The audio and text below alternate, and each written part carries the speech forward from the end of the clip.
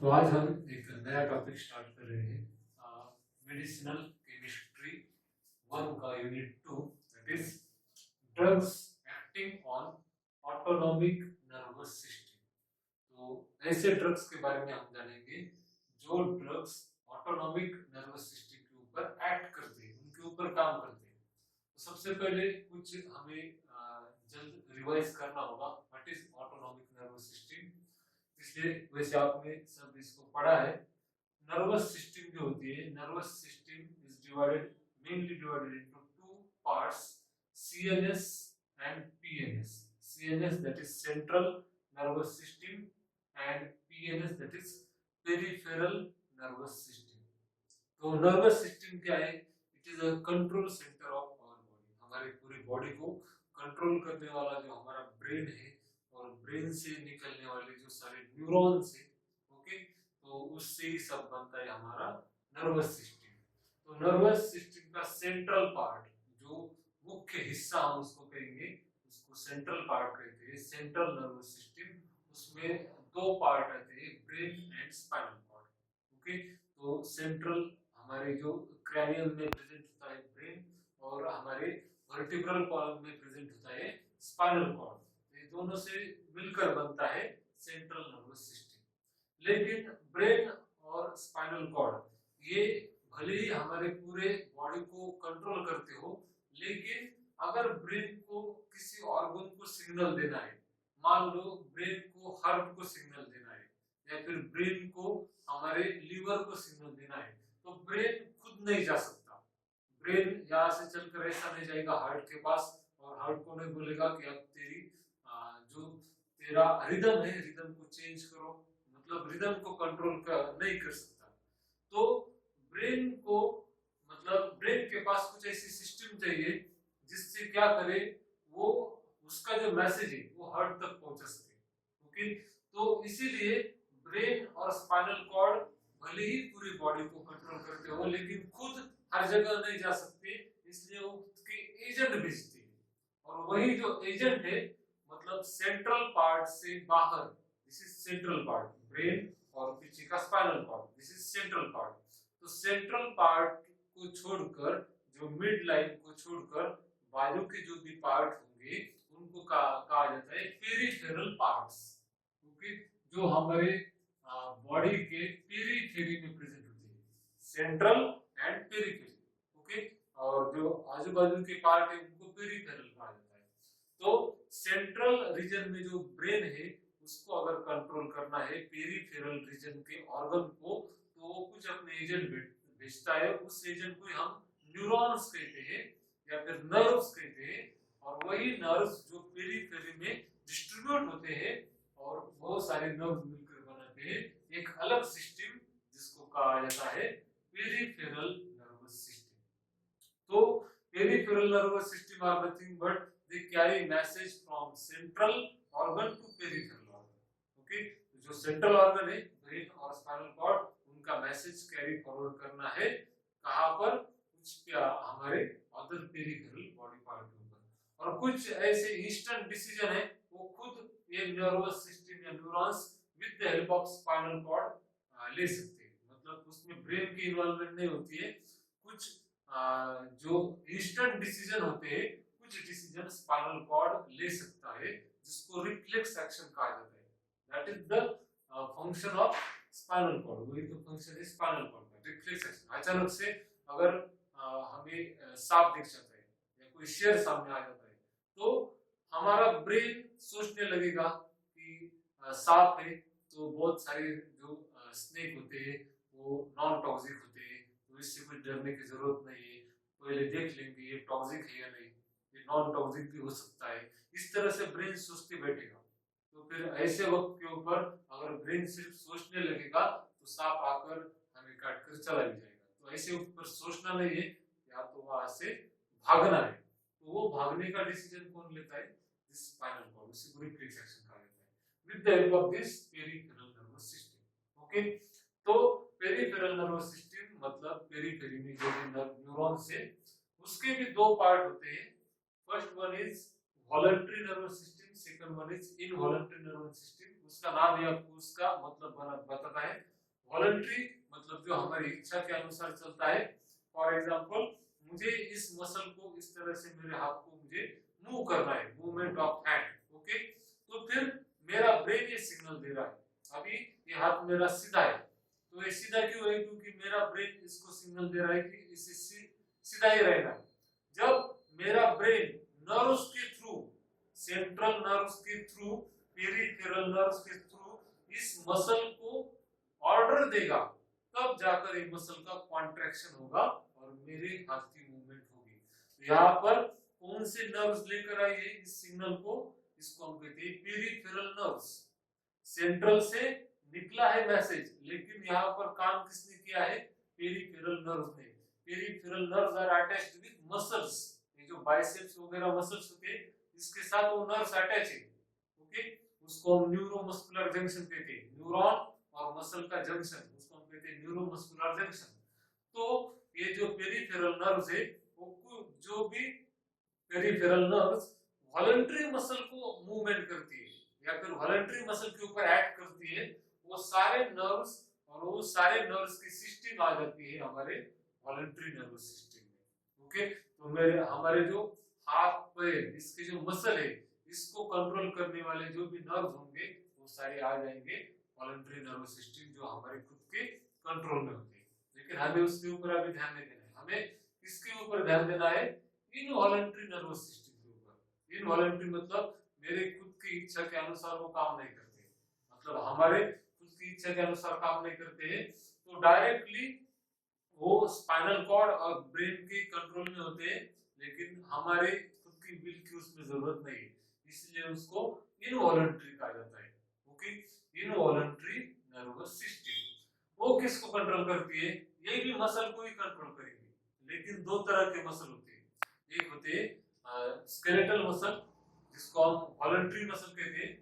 तो जिस मसल को वॉलंटरी नर्वस सिस्टम कंट्रोल करती है उसको वॉलंटरी मसल कहा जाता है, और जिस मसल को इनवॉलंटरी नर्वस सिस्टम का कंट्रोल करती है उसको इनवॉलंटरी मसल कहा जाता है। ओके, तो कुछ बॉडी के मसल, ये जो मसल है मेरे हाथ में, मैं इनको मेरी खुद की मर्जी से कंट्रोल कर सकता हूँ, लेकिन कुछ ऐसे मसल है मेरी बॉडी में, जैसे मेरे स्टमक के अंदर के जो मसल है, मेरे इंटेस्टाइन के जो मसल है, मेरे हार्ट के जो मसल है, मेरे लंग्स के जो मसल है, ये मसल मेरे खुद की इच्छा के अनुसार काम नहीं करते। मैं नहीं कंट्रोल करता हूँ कि कितनी बार मेरे दिल को धड़कना चाहिए, कितनी बार उसको पंपिंग करना चाहिए। मैं नहीं डिसाइड करता हूँ कि कितनी मूवमेंट होने के बाद मेरे खाने का डाइजेशन होगा। ये मेरी खुद की इच्छा में, इसके कंट्रोल में नहीं है, और ये बहुत अच्छी बात है। अगर मेरे खुद के कंट्रोल में होता तो मुझे दिन भर मेरे अपनी बॉडी के अंदर ही ध्यान देना पड़ता। अभी यहाँ पर खाना कहाँ तक पहुंचा है, अभी यहाँ पर इंसुलिन सीक्रेट हुआ है नहीं, मेटाबॉलिज्म हुआ है नहीं, इसी चीज के ऊपर ध्यान देना पड़ता और मैं रोज की जिंदगी जी ही नहीं सकता था। तो इसीलिए ये जो सारे अंदर के मसल्स मूवमेंट हो रहे हैं उनको कहा जाता है स्मूथ मसल्स। तो इनवॉलंटरी जो मसल है उनको स्मूथ मसल कहा जाता है, और जो वॉलंटरी मसल है उनको स्केलेटल मसल कहा जाता है। ओके, मसल का आपको ये डिफरेंस पता होगा। तो स्मूथ मसल को ये सिस्टम कंट्रोल करती है, जिसको इनवॉलंटरी नर्वस सिस्टम, या उसका दूसरा नाम है ऑटोनॉमिक नर्वस सिस्टम। ओके, वही तो हमें देखना है। ऑटोनॉमिक नर्वस सिस्टम वही तो है इनवॉलंटरी, वो ऑटोमेटिक काम करती है, उसका नाम उसका मतलब बताता है। जो ऑटोमेटिक काम करती है उसको हम कहते हैं ऑटोनॉमिक नर्वस सिस्टम। वो किसको कंट्रोल करती है? स्मूथ मसल को। देन कार्डियक मसल, कार्डियक मतलब रिलेटेड टू हार्ट, जो हार्ट की मसल है, हार्ट की पंपिंग है, हार्ट का कॉन्ट्रैक्शन है, रिलैक्सेशन है, इसको कंट्रोल करने का काम एएनएस करता है। देन ग्लैंड से, जो बॉडी के अंदर की ग्लैंड्स होंगे, जो पैनक्रियाज है, pancreas it is also a gland, जो अलग-अलग बॉडी के अंदर ग्लैंड्स है उसमें से कब कितना सिक्रीशन होना चाहिए, कौन से हार्मोन का सिक्रीशन कब होना चाहिए, ये सारे चीजों का कंट्रोल एएनएस करता है। ओके, तो इस तरह से इनवॉलंटरी नर्वस सिस्टम या ऑटोनॉमिक नर्वस सिस्टम हमारे स्मूथ मसल, कार्डियक मसल और ग्लैंड्स को कंट्रोल करता है, और वॉलंटरी मसल किसको कंट्रोल करता है? They control skeletal muscle. तो तीन मसल से ही तो पूरी हमारी बॉडी काम करती है। पूरी बॉडी की जो मूवमेंट होती है वो मसल से ही होती है, और तीन ही मसल, मसल के तीन ही टाइप होते हैं, स्केलेटल मसल, स्मूथ मसल और कार्डियक मसल। स्केलेटल मसल जो हमारी इच्छा के अनुसार काम करते हैं। मूवमेंट में मैं चलता हूँ, फिरता हूँ, दौड़ता हूँ, जंप करता हूँ, हाथ पैर हिलाता हूँ, ये सारे जो मूवमेंट है स्केलेटल मसल तो ही करते, मसल ही तो करते हैं। और जो अंदर की मूवमेंट है सारी, ओके, जो मेरा डाइजेशन होता है, मेरा हार्ट काम करता है, मेरा लंग्स काम करता है, मेरा लीवर काम करती है, मेरी किडनी काम करती है, ओके, मेरे सारे जो अंदर के इंटरनल ऑर्गन काम करते हैं वो स्मूथ मसल से ही काम करते हैं। और हार्ट के लिए एक स्पेशल मसल दिया है, हार्ट स्मूथ मसल के अंदर में आता है। हार्ट की जो मसल है उनका जो स्ट्रक्चर है वो थोड़ा अलग है, मतलब it is structurally similar to skeletal muscle. उनका स्ट्रक्चर स्केलेटल मसल की तरह होता है, लेकिन फंक्शन स्मूथ मसल की तरह होता है। मतलब अगर आप माइक्रोस्कोप के नीचे उसको देखें तो वो स्केलेटल मसल की तरह दिखेंगे, लेकिन वो हमारी इच्छा के अनुसार काम नहीं करते, इसलिए उनका जो नेचर है वो स्मूथ मसल की तरह है। इसलिए कैरेक्टराइज करते वक्त ना तो उनको स्केलेटल मसल में डाला गया, क्योंकि वो स्केलेटल मसल में क्यों नहीं डाला, क्योंकि वो हमारी इच्छा के अनुसार काम नहीं करते। स्मूथ मसल में क्यों नहीं डाल सकते थे, क्योंकि उसका स्ट्रक्चर स्मूथ मसल की तरह नहीं है, इसलिए उनको एक अलग कैटेगरी दी गई जिनको हम कहते हैं कार्डियक मसल। तो इस तरह से तीन मसल के टाइप होते हैं, स्केलेटल, स्मूथ, कार्डियक और इनवॉलंटरी सिस्टम, इन तीनों को काम करती है, ओके। और नर्वस सिस्टम जो एएनएस है, ANS is further divided into two branches, sympathetic nervous system and parasympathetic nervous system, okay। what is sympathetic nervous system, इसको एड्रेनर्जिक नर्वस सिस्टम भी कहा जाता है। इसलिए यही तो हमारे इस यूनिट का टॉपिक, इस यूनिट में हम यही देखने वाले हैं, drugs acting on adrenergic nervous system. Adrenergic nervous system is another name for sympathetic nervous system. ये जो नाम है सिंपैथेटिक नर्वस सिस्टम किस तरह से आया है, मान लो अगर हमारे साथ कुछ बुरी घटना होती है या फिर हम किसी मुसीबत में फंस जाते हैं, तो हमें किस चीज की जरूरत होती है, हमें जरूरत होती है सिंपैथी की, ओके। अचानक से अगर हमारे सामने शेर आ जाए या अचानक से कहीं पर आग लग जाए, हमारे आसपास आग लग जाए, तो हमारे ऊपर वो क्या है, एक बड़ा संकट होता है, बहुत बड़ी मुसीबत होती है।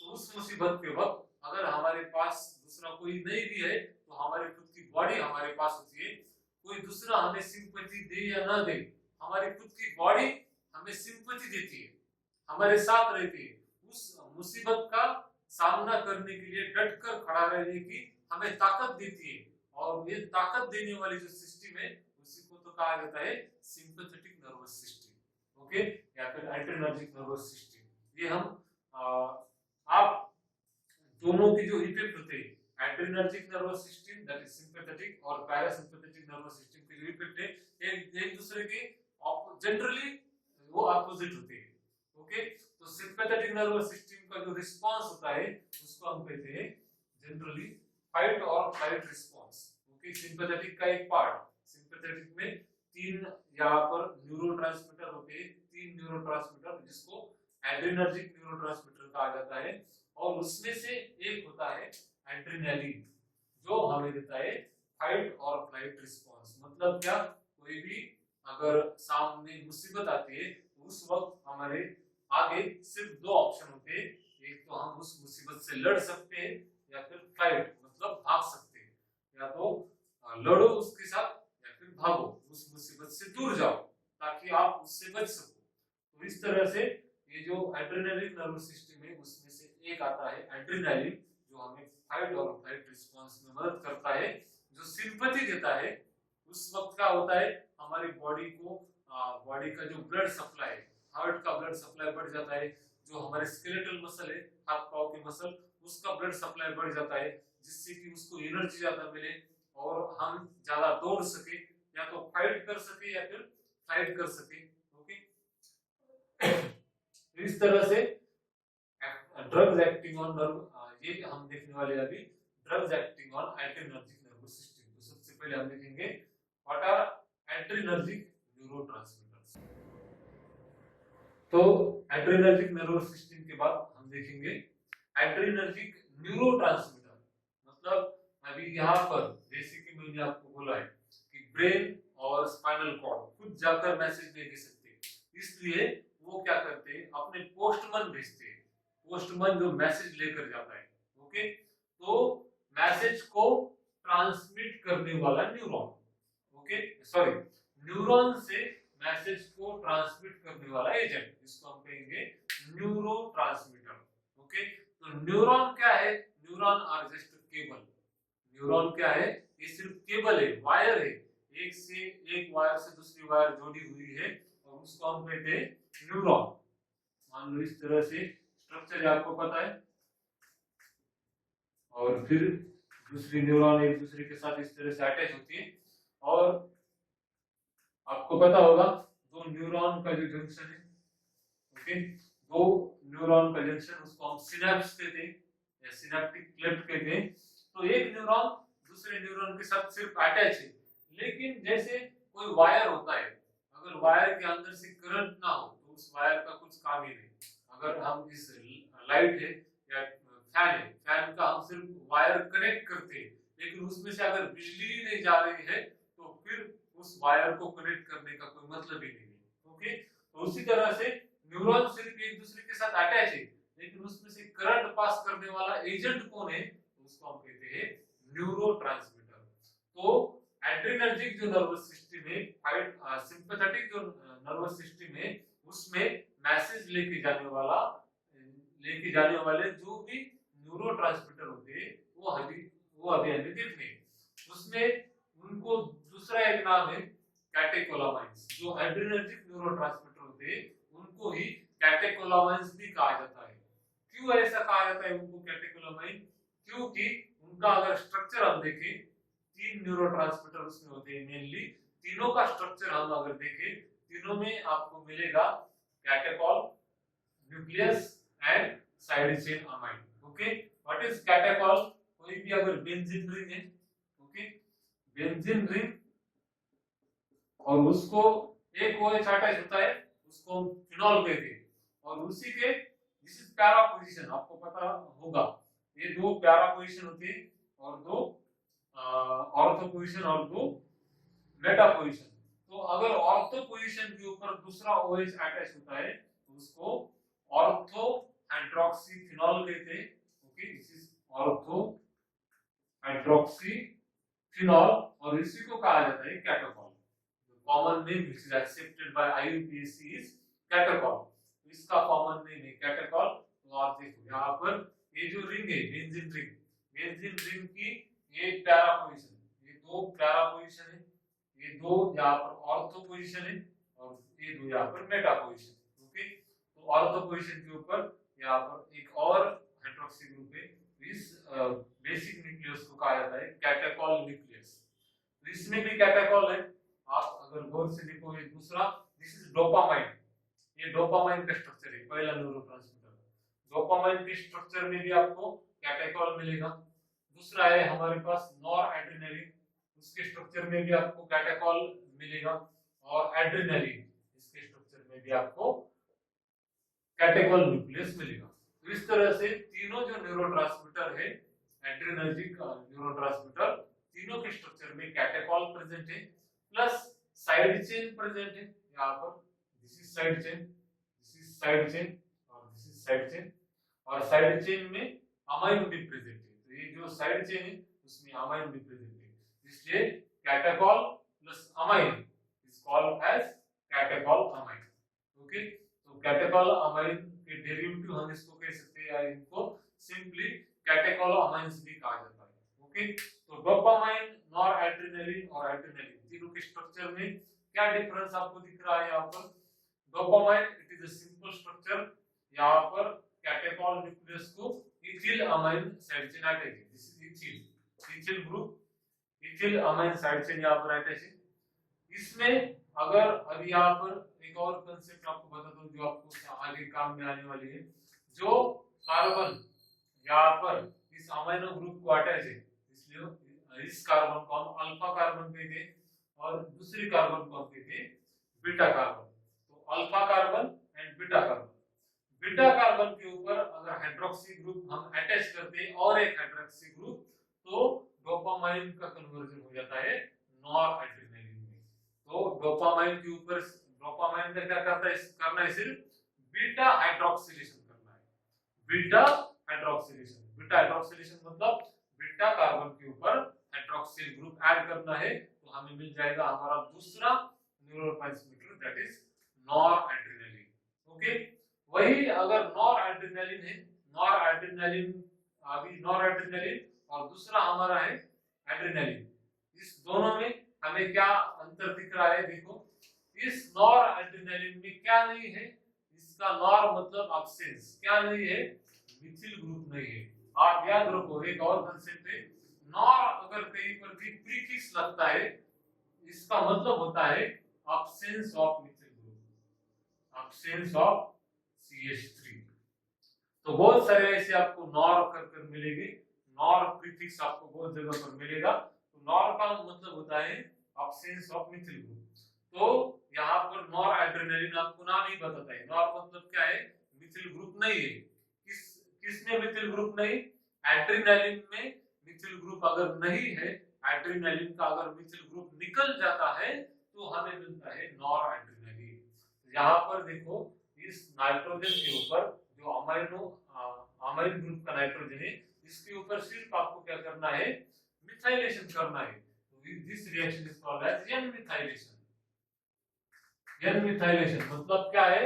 इसके ऊपर सिर्फ नाइट्रोजन के ऊपर मिथाइल ग्रुप ऐड करना है, इसको हम कहते हैं एन मिथाइलेशन। ये सब हम सिंथेसिस देखने वाले, इस तरह से सिंथेसिस करना है इसका।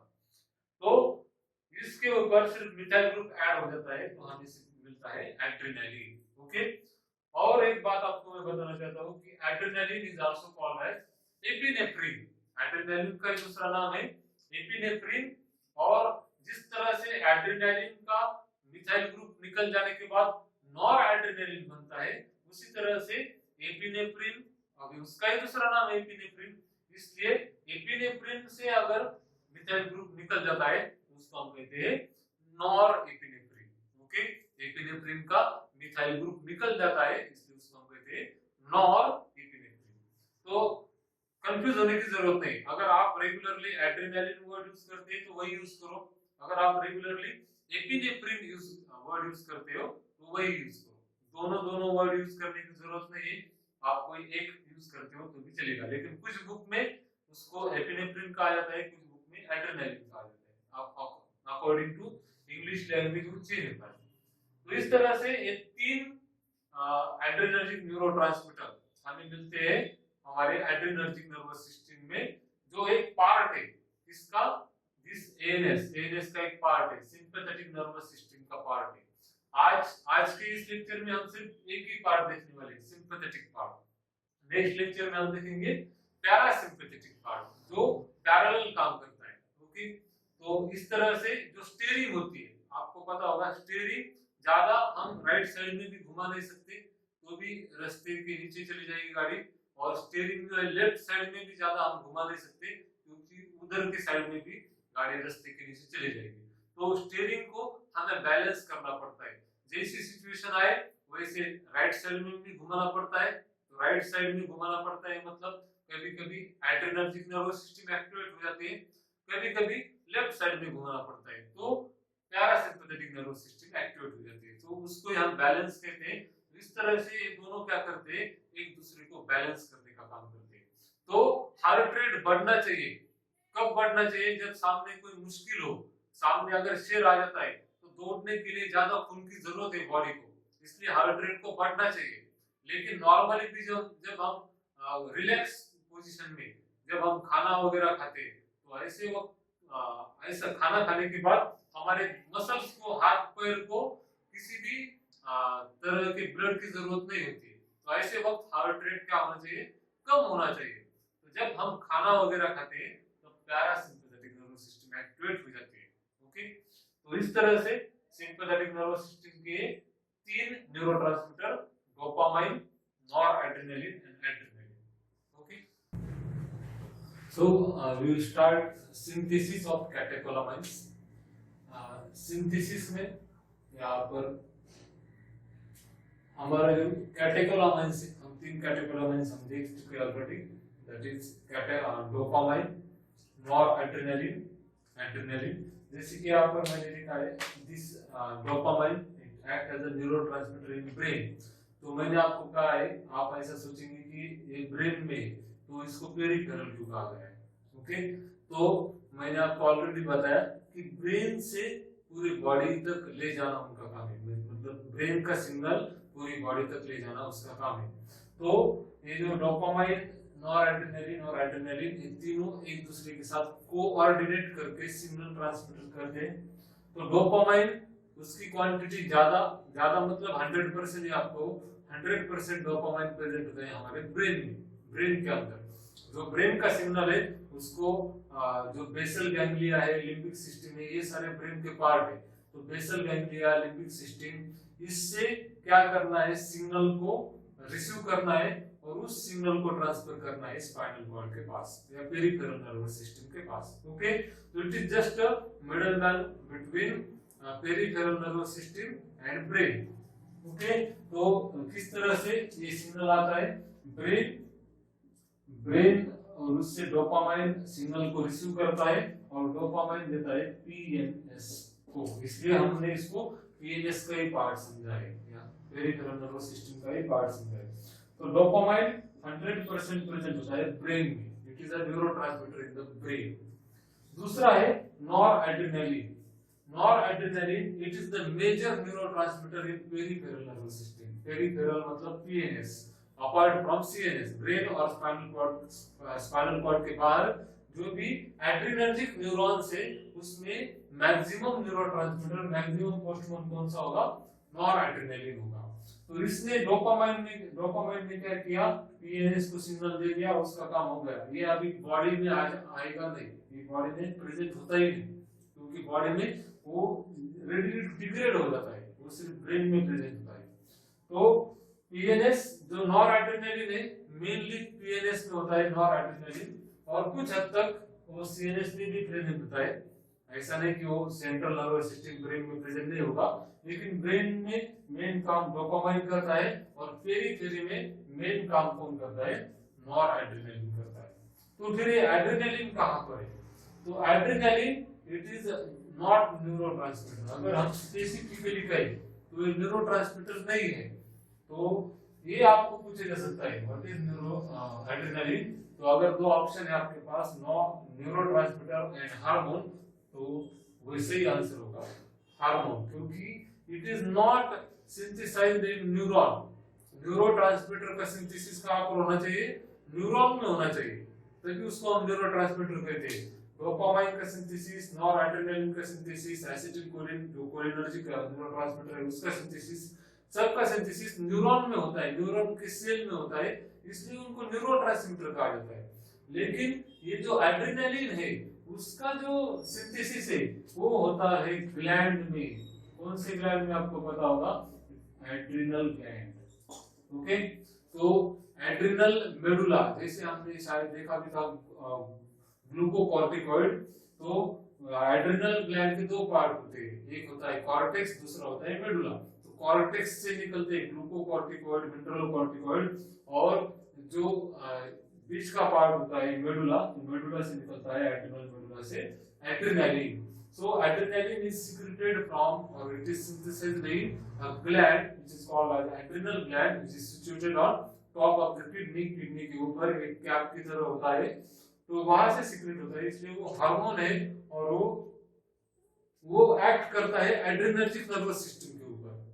ओके, तो एड्रेनर्जिक अगोनिस्ट है, वो एड्रेनर्जिक नर्वस सिस्टम को क्या करता है, बूस्ट करता है, उसको बढ़ाता है, उसकी एक्टिविटी बढ़ाता है, इसीलिए उसको हम जनरल न्यूरोट्रांसमीटर या फिर एड्रेनर्जिक न्यूरोट्रांसमीटर कहते हैं। ओके, क्योंकि मेजर वो एक्ट करता है एड्रेनर्जिक नर्वस सिस्टम के ऊपर। लेकिन स्पेसिफिकली अगर आपके पास हार्मोन ऑप्शन नहीं तो आप उसको न्यूरोट्रांसमीटर कह सकते हो। मेजॉरिटी वो न्यूरॉन में ही प्रेजेंट होता है, एड्रेनर्जिक न्यूरॉन में। लेकिन अगर आपके सामने दो ऑप्शन है, न्यूरोट्रांसमीटर और हार्मोन, तो specifically it is called as hormone, क्योंकि it is secreted from gland, okay, or which mainly initiate fight or flight response। okay, तो हम अभी देखेंगे इसका सिंथेसिस। तो सिंथेसिस जब हम देखेंगे, आपको एक चीज सामने देखनी होगी या फिर सामने लानी होगी, that is structure of adrenaline. Okay, तो देखो आप किस तरह से स्ट्रक्चर बनता है। डोपामाइन डोपामाइन से एड्रेनालिन किस तरह से बना, सिर्फ बीटा कार्बन के ऊपर हाइड्रोक्सी ग्रुप ऐड करने से बन गया नॉरएड्रेनालिन। नॉरएड्रेनालिन से एड्रेनालिन कैसे बना, सिर्फ नाइट्रोजन के ऊपर जो एक हाइड्रोजन है वो हाइड्रोजन निकाल दो और एक मिथाइल ग्रुप ऐड करो, बन गया हमारा एड्रेनालिन। तो अगर हम डोपामाइन बनाते इस तरह का स्ट्रक्चर हम बनाते तो उससे इजीली हम आगे सब कुछ बना सकते हैं। तो ये तीन स्ट्रक्चर अगर आपके दिमाग में फिट बैठ जाए तो आप उसका सिंथेसिस किस तरह से हो रहा है, कौन से रिएक्शन से हो रहा है, इंटरमीडिएट कौन है, वो अच्छे से याद रख सकते हैं। तो सिंथेसिस कभी भी आपको उल्टे साइड से आना है, सीधा आप याद करोगे उससे आपको तकलीफ होगी। उल्टे साइड से मतलब आप सबसे पहले प्रोडक्ट देखो, प्रोडक्ट क्या है, और प्रोडक्ट अगर आपके सामने उसका स्ट्रक्चर दिमाग में अच्छी तरह से फिट है तो आपको समझ में आ जाएगा कि हमें ये बनाना है। ओके, तो प्रोडक्ट अगर आपके सामने बनाना है, फॉर एग्जांपल अगर हमें पता है कि हमें खिचड़ी बनानी है तो खिचड़ी सामने रखकर ही हम चूज करते हैं कि खिचड़ी बनाने के लिए गेहूं चाहिए क्या, नहीं, ऑब्वियसली हमें चाहिए चावल, तो हम चावल लेंगे। ओके, खिचड़ी बनाने के लिए हमें आटा चाहिए क्या, गेहूं का आटा, कुछ हमें रोटी बेलनी क्या, नहीं, हमें उसको जनरली कुकर में डालना है, कुछ जो उसके साथ जो भी बाकी चावल के साथ हम दाल वगैरह डालते हैं वो डालना है और उसको पकाना है। तो ये सब आपको कब पता चला, जब आपके सामने ये पता था कि आपको खिचड़ी बनानी है, तो प्रोडक्ट सामने रखो। जब आपके दिमाग के सामने प्रोडक्ट होगा तो प्रोडक्ट किस तरह से बनाना है तो या फिर किस तरह से बन रहा है ये आपको अच्छी तरह से समझ में आ जाएगा। तो हमें डोपामाइन पहले बनाना है, तो फिर देखो डोपामाइन बनाने के लिए स्टार्टिंग कंपाउंड कौन है हमारे पास, तो स्टार्टिंग और एंडिंग दोनों को कंपेयर करो।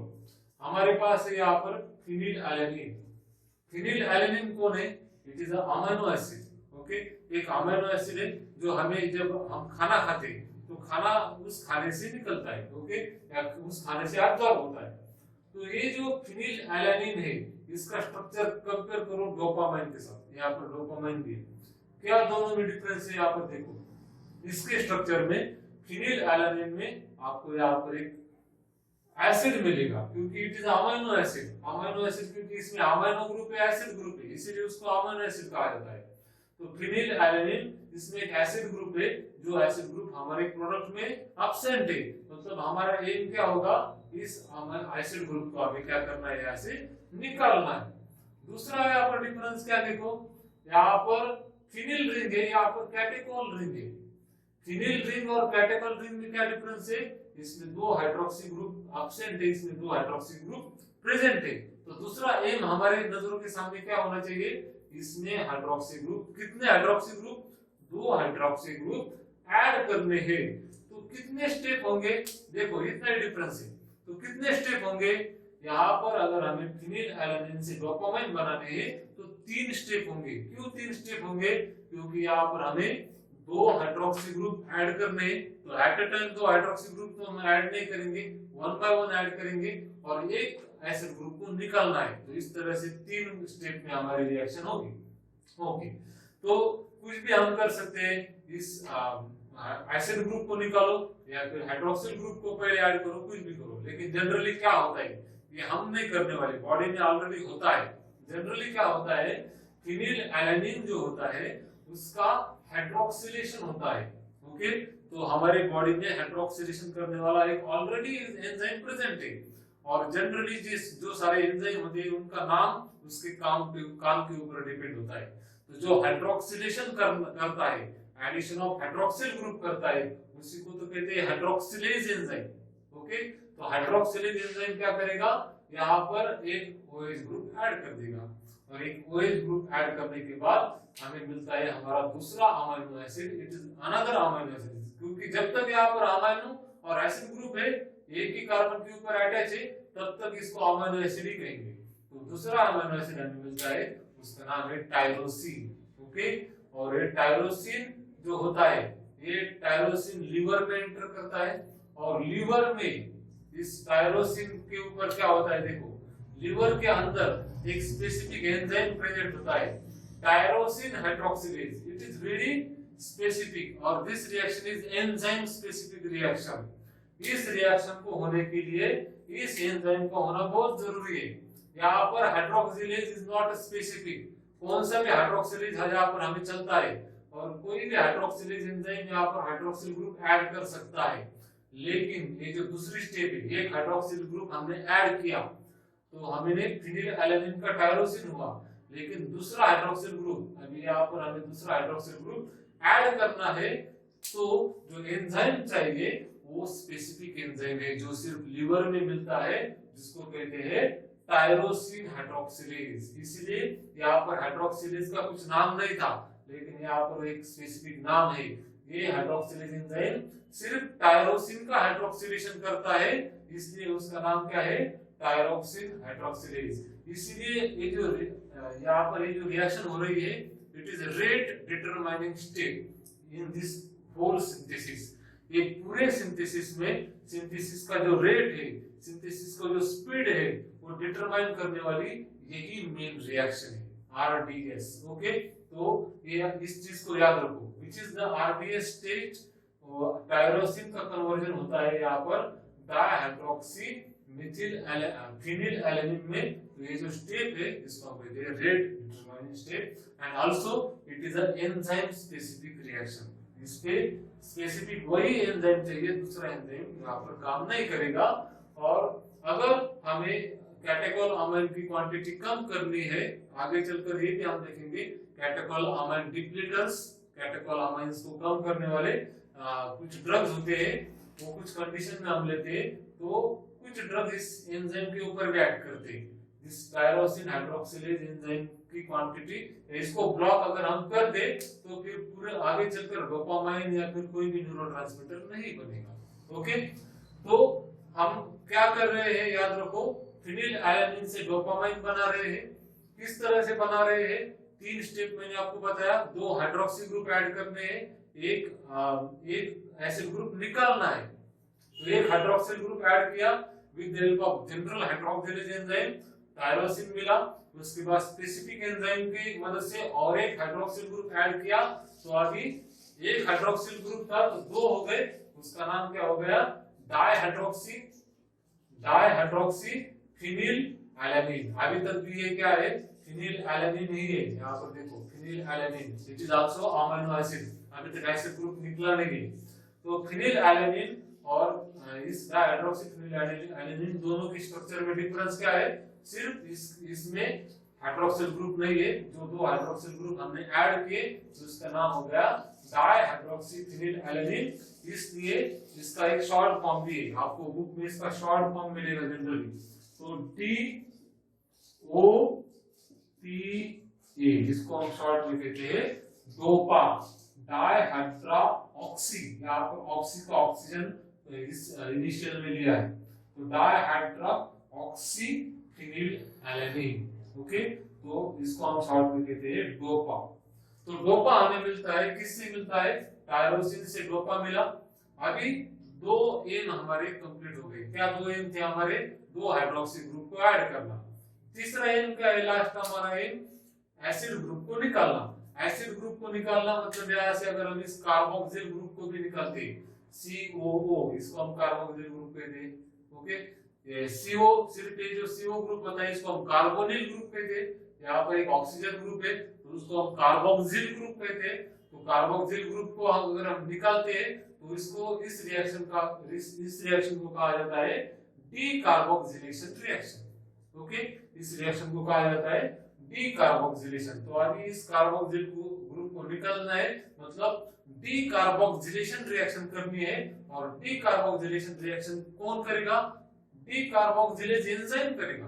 ओके, और डीकार्बोक्सिलेशन किसका हो रहा है, डोपा का हो रहा है, इसलिए एंजाइम का नाम क्या है, डोपा डीकार्बोक्सिलेज। ओके, जैसे यहाँ पर हाइड्रोक्सिलेशन टायरोसिन का हो रहा था, इसलिए एंजाइम का नाम था टायरोसिन हाइड्रोक्सिलेज, वैसे ही यहाँ पर डोपा का डीकार्बोक्सिलेशन हो रहा है, इसलिए एंजाइम का नाम है डोपा डीकार्बोक्सिलेज। यहाँ पर ये एसिड ग्रुप कार्बोक्सिल ग्रुप निकल जाता है, हाइड्रोजन इस कार्बन के ऊपर अटैच हो जाता है और यहाँ पर हमें मिलता है हमारा पहला कैटेकोलामाइन, वो है डोपामाइन। ओके, डोपामाइन हमें मिल गया। तो अभी आगे का सिंथेसिस तो बहुत इजी है, अभी सिर्फ हमें क्या करना है, डोपामाइन, अगर हमें डोपामाइन नहीं चाहिए तो यहाँ पर ही रिएक्शन स्टॉप कर दो। ये अगर हम बाहर सिंथेसिस करते हैं तब की बात कर रहा हूँ, बॉडी में तो पूरी रिएक्शन कंप्लीट होती है। तो डोपामाइन कुछ जगह पर ब्रेन ब्रेन के अंदर डोपामाइन ही रहेगा, लेकिन अगर पेरीफेरी में एंटर करेगा तो डोपामाइन का कन्वर्जन होगा नॉर एपिनेफ्रिन में। किस तरह से होगा, अगेन यहाँ पर देखो, इसको बीटा कार्बन कहते हैं, तो बीटा कार्बन के ऊपर हाइड्रोक्सिल ग्रुप ऐड होगा तो उसको हम कहते हैं beta hydroxylation. Okay, beta carbon के ऊपर हाइड्रोक्सिल ग्रुप ऐड होता है तो उसको हम कहते हैं बीटा हाइड्रोक्सिलेशन, और एंजाइम वही काम करता है इसलिए उसका नाम है बीटा हाइड्रोक्सिलेज। जो एंजाइम बीटा हाइड्रोक्सिलेशन करता है उसका नाम है बीटा हाइड्रोक्सिलेज। और किसका बीटा हाइड्रोक्सिलेशन किया इसने, डोपामाइन का किया, इसलिए एंजाइम का नाम क्या है, डोपामाइन बीटा हाइड्रोक्सिलेज। तो डोपामाइन बीटा हाइड्रोक्सिलेज के प्रेजेंस में यहाँ पर बीटा कार्बन के ऊपर और एक हाइड्रोक्सिल ग्रुप ऐड हो जाएगा और हमें मिल जाएगा नॉर एड्रेनालिन या फिर नॉर एपिनेफ्रिन। ओके, तो दूसरा कैटेकोलामाइन हमें मिला। और तीसरा कैटेकोलामाइन उससे भी इजी है, सिर्फ हमें क्या करना है, इस नाइट्रोजन के ऊपर एक मिथाइल ग्रुप ऐड करना है, ट्रांसफर करना है, और एक मिथाइल ग्रुप ट्रांसफर होता है नाइट्रोजन के ऊपर तो एंजाइम वही काम करता है, इसलिए नाम भी वही है उसका, एन मिथाइल ट्रांसफरेज। ऐसा एंजाइम, एएसई मतलब एंजाइम, ऐसा एंजाइम जो नाइट्रोजन के ऊपर मिथाइल ग्रुप को ट्रांसफर करता है इसलिए उसका नाम है N methyl transferase. And lastly जब इस नाइट्रोजन के ऊपर मिथाइल ग्रुप ट्रांसफर हो जाता है तो हमें मिलता है हमारा last catecholamine, that is epinephrine और एड्रेनालिन, इसको एड्रेनालिन भी कहा जाता है। Okay, so this is a synthesis of catecholamine. इस तरह से हमारे बॉडी में कैटेकोलामाइन बनते हैं, नेचुरली बनते हैं और काम भी करते हैं। ओके, तो ये जो प्रोसेस होगी ये ब्रेन में होगी, यहाँ तक डोपामाइन लिवर में एक प्रोसेस होगी, कौन सी, टायरोसिन का कन्वर्जन होगा डाइहाइड्रोक्सीफिनिल एलानिन में। फिर उसके बाद ये डाइहाइड्रोक्सीफिनिल एलानिन एंटर करेगा ब्रेन में, ब्लड ब्रेन बैरियर को क्रॉस करके ब्रेन में जाएगा, वहां पर डोपामाइन बनेगा। हमें पता है डोपामाइन सिर्फ ब्रेन में प्रेजेंट होता है, तो डोपामाइन ब्रेन में बनेगा, वहां पर उसका जो एक्शन है वो एक्शन दिखाएगा। जो डोपामाइन पेरीफेरी में एंटर करेगा या फिर जो जिसका आगे चलकर हाइड्रोक्सिलेशन होगा वो कन्वर्ट होगा नॉर एपिनेफ्रिन में, और नॉर एपिनेफ्रिन का कन्वर्जन होगा एपिनेफ्रिन में। ओके, तो एपिनेफ्रिन का ये जो सिंथेसिस है ये मेनली लास्ट स्टेप होती है हमारे एड्रेनल ग्लैंड में, आपको पता है। तो ये पूरी रिएक्शन एक ही जगह पर नहीं होती है, ये सब सिर्फ एक पाथवे इस तरह से बनते हैं, लेकिन अलग अलग लोकेशन के ऊपर इसमें के अलग अलग रिएक्शंस होते हैं। तो ये सिर्फ हमने एक पाथवे देखा है। तो this is synthesis of catecholamine. Last part हम इस स्लाइड में हम देखेंगे मेटाबॉलिज्म ऑफ कैटेकोलामाइन्स। कैटेकोलामाइन्स का बॉडी में मेटाबॉलिज्म किस तरह से होता है ये अभी हम देखेंगे। So next point is metabolism of catecholamines. तो हमारे बॉडी में कैटेकोलामाइन्स किस तरह से बनते हैं उसका सिंथेसिस हमने देखा, तो किस तरह से उसका डिग्रेडेशन होता है, मेटाबॉलिज्म होता है, ये हम देखेंगे। तो कैटेकोल अमाइंस का जो जनरल स्ट्रक्चर है या मिनिमम इतने पॉइंट तो सबके स्ट्रक्चर में है ही, इसलिए मैंने यहाँ पर एड्रेनालिन का स्ट्रक्चर लिया है। तो एड्रेनालिन, नॉर एड्रेनालिन के स्ट्रक्चर में भी यहाँ पर नाइट्रोजन अमाइनो ग्रुप है, एक ग्रुप है, और डोपामाइन के स्ट्रक्चर में भी यहाँ पर हाइड्रोक्सी ग्रुप है। ओके, तो तीनों का स्ट्रक्चर लगभग सेम है, सिर्फ जो डिफरेंस है वो आपको पता है, लेकिन तीनों में भी कुछ ये जो एंजाइम है वो एक ही तरह से काम करते हैं।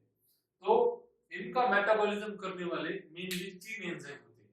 ओके, मेनली तीन एंजाइम में सबसे पहला आता है कैटेकोल ओ मिथाइल ट्रांसफरेज, वो मतलब ortho, catechol ortho methyl transferase. Okay, इसको शॉर्ट में कहा जाता है COMT, COMT। तो यहाँ पर देखो ऑर्थो पोजीशन कौन सी है, कैटेकोल की ऑर्थो पोजीशन यहाँ पर है इस AOH, आपको पता है दो आमने सामने की जो पोजीशन इसको पैरा कहा जाता है और ये दो ऑर्थो है। तो ये जो ऑर्थो पोजीशन के ऊपर हाइड्रोजन है, इस हाइड्रोजन के ऊपर मिथाइल ग्रुप को ट्रांसफर किया जाता है और यहाँ पर मिथॉक्सी ग्रुप का इसका कन्वर्जन मिथॉक्सी ग्रुप में होता है। तो हर एक की कैटेकॉल मतलब हर एक कैटेकॉल अमाइन में यही रिएक्शन करता है कौन, COMT कैटेकॉल ऑर्थोमिथाइल ट्रांसफेरेज हर एक के ऊपर यही रिएक्शन करता है। मतलब डोपामाइन हो, नॉरएड्रेनालिन हो, एड्रेनालिन हो, कोई भी हो, COMT के कांटेक्ट में आते ही उसका जो ऑर्थो पोजीशन के ऊपर हाइड्रोक्सी ग्रुप है उसका हाइड्रोजन चले जाएगा और वहां पर मिथाइल ग्रुप अटैच होगा। तो कैटेकॉल के ऑर्थो पोजीशन के ऊपर मिथाइल ग्रुप को ट्रांसफर करने वाला एंजाइम इसको हम कहते हैं कैटेकॉल ऑर्थो मिथाइल ट्रांसफरेज, इसको ही COMT कहा जाता है। ओके, तो हर एक के मेटाबॉलिज्म में आपको वही मिलेगा। ओके, तो यहाँ पर हम उसकी रिएक्शन भी हम ये यहाँ पर देख ही लेते हैं। तो यहाँ पर देखो ये डोपामाइन है, डोपामाइन के ऊपर COMT की रिएक्शन हुई। ये COMT नेचुरली हमारे बॉडी में प्रेजेंट होता है, कोई हमें बॉडी बाहर से लेने की जरूरत नहीं है, नेचुरली बॉडी में लीवर में प्रेजेंट होता है। तो इस तरह से COMT के कांटेक्ट में आते ही ये डोपामाइन का कन्वर्जन होता है 3-methoxytyramine में। यहाँ पर देखो इस तीसरे पोजीशन के ऊपर यहाँ पर अगर हम इसको नाम दे 1 2 3, तो 3-methoxy और लास्ट में ये बाकी का स्ट्रक्चर उसका नाम है टायरामाइन। ओके, 3-methoxytyramine यहाँ पर हमें मिलता है। यहाँ पर इसने क्या किया, OH का कन्वर्जन किया OCH3 में, OCH3 OH3 हुआ यहाँ पर OCH3। ओके, तो COMT क्या करता है यहाँ पर इस OH का कन्वर्जन OCH3 में करता है। तो आप दूसरे भी की कोई भी यहाँ पर मेटाबॉलिज्म देखो, आप एड्रेनालिन का देखो, नॉर एड्रेनालिन का देखो, किसी के भी ऊपर देखो, उसके ऊपर यही काम होगा, उसका जो OH है उसका कन्वर्जन होगा OCH3 में। ओके, दूसरे एंजाइम यहाँ पर जो काम करता है मेजर एंजाइम उसको हम कहते हैं monoamine oxidase, which is also called as MAO। Okay, very famous enzyme monoamine oxidase. Okay, जो मोनोअमाइन का ऑक्सीडेशन करता है। ओके, मोनोअमाइन्स क्या है, अभी यहाँ पर ये जो सारे कैटेकॉल अमाइन्स है इनको मोनोअमाइन्स भी कहा जाता है। यहाँ पर एक नाइट्रोजन है, एक ही अमाइन प्रेजेंट होता है तो उसको हम कहते हैं मोनोअमाइन। ओके, तो एक अमाइन का मोनो मतलब वन, एक अमाइन का क्या करता है ऑक्सीडेशन करता है। तो यहाँ पर होगी ऑक्सीडेशन और ऑक्सीडेशन के बाद होगा मोनोअमाइन ऑक्सीडेशन, ऑक्सीडेज जब काम करता है उसके बाद काम करता है दूसरा एंजाइम एल्डिहाइड डिहाइड्रोजनेज। ओके, तो एक सीरीज है, इस चेन के ऊपर दो एंजाइम एक के बाद एक एक्ट करेंगे और उसी वक्त साइमल्टेनियसली इस चेन के ऊपर और इस ऑर्थो ग्रुप के ऊपर दूसरा एंजाइम COMT काम करेगा। तो इस तरह से तीन एंजाइम मिलकर इसको डिग्रेड करने का काम करते हैं। एक के ऊपर तीन लोग अटैक कर देते हैं और तीन जगह से तीन को खाने लगते हैं। इधर से COMT अटैक करेगा, उधर से दोनों एक के बाद एक अटैक करेंगे। तो दो तरह से इसका जो मेटाबॉलिज्म है, सिर्फ हमने एक एग्जांपल डोपामाइन के लिए, इसी तरह से मेटाबॉलिज्म होता है एड्रेनालिन का और नॉरएड्रेनालिन का। ओके, तो हम सिर्फ एक एग्जांपल देखेंगे डोपामाइन का मेटाबॉलिज्म किस तरह से होता है। तो डोपामाइन के ऊपर क्या हो रहा है, अगर पहले COMT अटैक करता है, अगर पहले COMT अटैक करता है तो इधर का पाथवे होगा, मतलब डोपामाइन के ऊपर पहले COMT ने अटैक किया तो क्या होगा, देखो यहाँ पर ऑक्सीजन को मिथाइल ग्रुप अटैच हुआ, हाइड्रोजन निकल गया, हमें मिला 3-methoxytyramine। और उसके बाद अगर माओ अटैक करता है, यहाँ पर देखो मोनोअमाइन ऑक्सीडेज क्या करेगा, इस मोनोअमाइन का ऑक्सीडेशन करेगा। यहाँ पर ऑक्सीडेशन होने के बाद अमाइन ग्रुप निकल जाता है और अल्डिहाइड ग्रुप ऐड हो जाता है। तो इस अमाइन ग्रुप का कन्वर्जन होता है अल्डिहाइड ग्रुप में। इसका मैकेनिज्म की हमें जरूरत नहीं, सिर्फ याद रखो माओ के प्रेजेंट में अमाइन का प्रेजेंट अमाइनो ग्रुप है, अमाइन का होता है अल्डिहाइड में conversion in presence of Mao. Okay, इतना ही याद रखना है। तो माओ के प्रेजेंस में जो अमाइनो ग्रुप है वो अल्डिहाइड ग्रुप में कन्वर्ट होता है, मतलब यहाँ पर ऑक्सीडेशन होता है, ऑक्सीजन ऐड होता है, ऐसे भी याद रख सकते हो आप। ऑक्सीडेशन होता है मतलब ऑक्सीजन यहाँ पर डबल बॉन्ड ऐड होता है तो ऑक्सीडेशन हुआ और अमाइन निकल निकल जाता है और यहाँ पर हाइड्रोजन ऐड हो जाता है। ऑक्सीडेशन होने के बाद ये अमाइन ग्रुप निकल जाता है और यहाँ पर हाइड्रोजन लग जाता है तो अल्डिहाइड में कन्वर्जन होता है। तो हमें क्या मिलता है देखो 3 methoxy 4 hydroxy phenyl acetaldehyde. This is phenyl acetaldehyde. यहाँ पर भी वही तैयार होता है इसलिए मैंने यहाँ पर सिर्फ पीए लिखा है। So it is phenyl acetaldehyde. Okay 1 2 3 3 methoxy 4 hydroxy phenyl acetaldehyde. Okay अभी जैसा कि मैंने आपको कहा कि इस कैटेकॉल के ऊपर एक एंजाइम काम करेगा दैट इज COMT। उसने काम कर दिया है उसका काम हो गया और इस साइड चेन के ऊपर दो एंजाइम काम करेंगे mono amine oxidase and aldehyde dehydrogenase. तो एक ने काम कर दिया उसका काम हो गया। अभी बचा लास्ट हमारा enzyme that is add aldehyde dehydrogenase. जो एंजाइम अल्डिहाइड का हाइड्रोजन निकाल देता है डिहाइड्रोजनेशन करता है मतलब हाइड्रोजन को निकाल देता है। किसका हाइड्रोजन निकलता है वो एल्डिहाइड का निकलता है इसलिए उसका नाम ये है अल्डिहाइड डिहाइड्रोजनेज। यहाँ पर ये है अल्डिहाइड इसका ये हाइड्रोजन निकाल देना है और उसका निकाल देने के बाद यहाँ पर होता है डिहाइड्रोजनेशन और OH ग्रुप ऐड हो जाता है। यहाँ पर आगे आप कंटिन्यू लिख सकते हो कि यहाँ पर मैं आपको प्रॉपरली लिख के देता हूँ। सबसे पहले होता है अमाइनो ग्रुप और अमाइन ग्रुप का कन्वर्जन होता है अल्डिहाइड ग्रुप में और फिर अल्डिहाइड ग्रुप का कन्वर्जन होता है एसिड में। ओके इसमें काम करता है माओ इसमें काम करता है add that is aldehyde dehydrogenase. यहाँ पर अल्डिहाइड का कन्वर्जन होगा एसिड में और यहाँ पर हमें मिलेगा हमारा end product that is homovanillic acid. Okay, it is called as homovanillic acid, which is water soluble. ये water soluble होता है, which is excreted through kidney.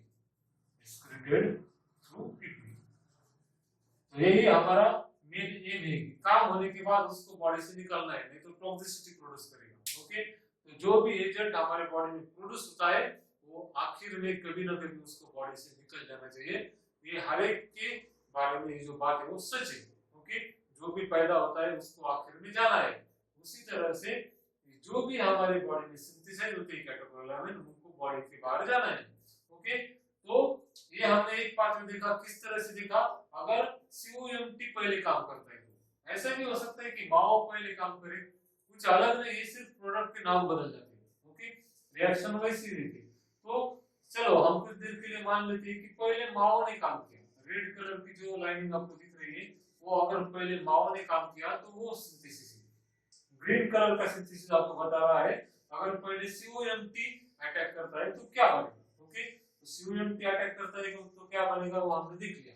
अगर पहले माओ अटैक करता है यहाँ पर पहले ये जो कैटेकॉल है वैसे ही रहेगा। यहाँ पर कैटेकॉल कैटेकॉल कैटेकॉल दो स्टेप में वैसे ही रहा क्योंकि दो स्टेप में पहले कौन काम करते हैं माओ और ऐड जो इस साइड चेन के ऊपर काम करेंगे इसके ऊपर कोई भी यहाँ पर इफेक्ट नहीं होगा इसलिए कैटेकॉल वैसे रहेगा। ओके तो पहले यहाँ पर माओ एक्ट करता है आपको पता है अमाइनो का कन्वर्जन अल्डिहाइड में होगा तो हमें मिलता है 3,4 डाइहाइड्रोक्सी फिनिल एसिटाल्डिहाइड। तो क्या था यहाँ पर मिलता था सिर्फ 3 मिथॉक्सी 4 हाइड्रोक्सी फिनिल एसिटाल्डिहाइड मिलता था यहाँ पर लेकिन यहाँ पर मिथॉक्सी ग्रुप ना होने की वजह से हमें यहाँ पर एक हाइड्रोक्सी था यहाँ पर दो हाइड्रोक्सी मिले 3,4 डाइहाइड्रोक्सी फिनिल एसिटाल्डिहाइड। इतना ही डिफरेंस है दोनों के यहाँ पर मेटाबोलाइट में। इनको हम बीच की जो एजेंट होते हैं उनको मेटाबोलाइट्स कहा जाता है। ओके यहाँ पर 3,4 डाइहाइड्रोक्सी फिनिल एसिटाल्डिहाइड उसके ऊपर फिर अल्डिहाइड डिहाइड्रोजनेज काम करता है जो कन्वर्ट करता है अल्डिहाइड को एसिड में और हमें मिलता है देखो डाइहाइड्रोक्सी डाइहाइड्रीऑक्सी DO मतलब dihydroxy DO। Okay dihydroxy phenyl पहले एसिटाल्डिहाइड था अभी हो गया phenyl acetic acid. Okay this is dihydroxy phenyl acetic acid, this is acetic acid, phenyl है और ये एसिटिक एसिड है, CH3COOH एसिटिक एसिड। ओके, तो CH3COH फिनिल ग्रुप को हटा गया, इसलिए यहाँ पर CH3 का CH2 हो गया, इतना डिफरेंस है। तो di hydroxy phenyl acetic acid में कन्वर्ट होता है। और उसके बाद अभी देखो ये दोनों ने काम कर दिया अपना, बाद में एक COMT आता है और COMT क्या करता है, COMT का काम आपको पता है, जो यहाँ पर अल्कोहल ग्रुप है उसका कन्वर्जन होता है मिथॉक्सी ग्रुप में। ओके, अल्कोहल ग्रुप वो हाइड्रोक्सी ग्रुप है और हाइड्रोक्सी का कन्वर्जन होता है मिथॉक्सी में, और फिर से हमारा एंड प्रोडक्ट जो है वो सेम मिलता है हमें होमोवेनिलिक एसिड, दैट इज HMA, उसको उसका एब्रिविएशन है HMA, which is water soluble excreted through kidney। Okay, तो इस तरह से आप किसी भी पाथवे से जा सकते हो, या हमारी बॉडी किसी भी पाथवे से जा सकती है। ऐसा हो सकता है डोपामाइन का एक मॉलिक्यूल इस पाथवे से जाए, डोपामाइन का दूसरा मॉलिक्यूल इस पाथवे से जाए, किसी मॉलिक्यूल के ऊपर माओ पहले ऐड करे, किसी मॉलिक्यूल के ऊपर COMT पहले ऐड करे, कुछ भी हो, चाहे कोई भी कभी भी ऐड करे, लास्ट में तो हमें ये यही मिलना है, दैट इज होमोवेनिलिक एसिड। तो इस तरह से मेटाबॉलिज्म होता है कैटेकोलामाइंस का, और इसी तरह से मेटाबॉलिज्म होता है एड्रेनालिन का, नॉरएड्रेनालिन का। कुछ भी इसमें डिफरेंस नहीं, सिर्फ स्ट्रक्चर थोड़ा बहुत डिफरेंस होगा। आपको पता है डोपामाइन और एड्रेनालिन के इसमें सिर्फ बीटा हाइड्रोक्सी ग्रुप का डिफरेंस है, एड्रेनालिन और नॉरएड्रेनालिन के इसमें सिर्फ यहाँ पर एन मिथाइल ग्रुप का डिफरेंस है, उतना ही डिफरेंस होगा, बाकी सबका मेटाबॉलिज्म इस तरह से होगा। ओके, तो ये था मेटाबॉलिज्म ऑफ कैटेकोलामाइंस। ओके, तो नेक्स्ट स्लाइड में हम स्टार्ट करेंगे हमारे ड्रग्स, जो ड्रग्स है उनके अकाउंट्स वगैरह हम स्टार्ट करेंगे कि किस तरह से ये ड्रग काम करते हैं, कौन से ड्रग्स इस एड्रेनर्जिक सिस्टम की एक्टिविटी को बढ़ाते हैं, कौन से ड्रग इसको कम करते हैं, ये सारे हम नेक्स्ट स्लाइड में स्टार्ट करेंगे।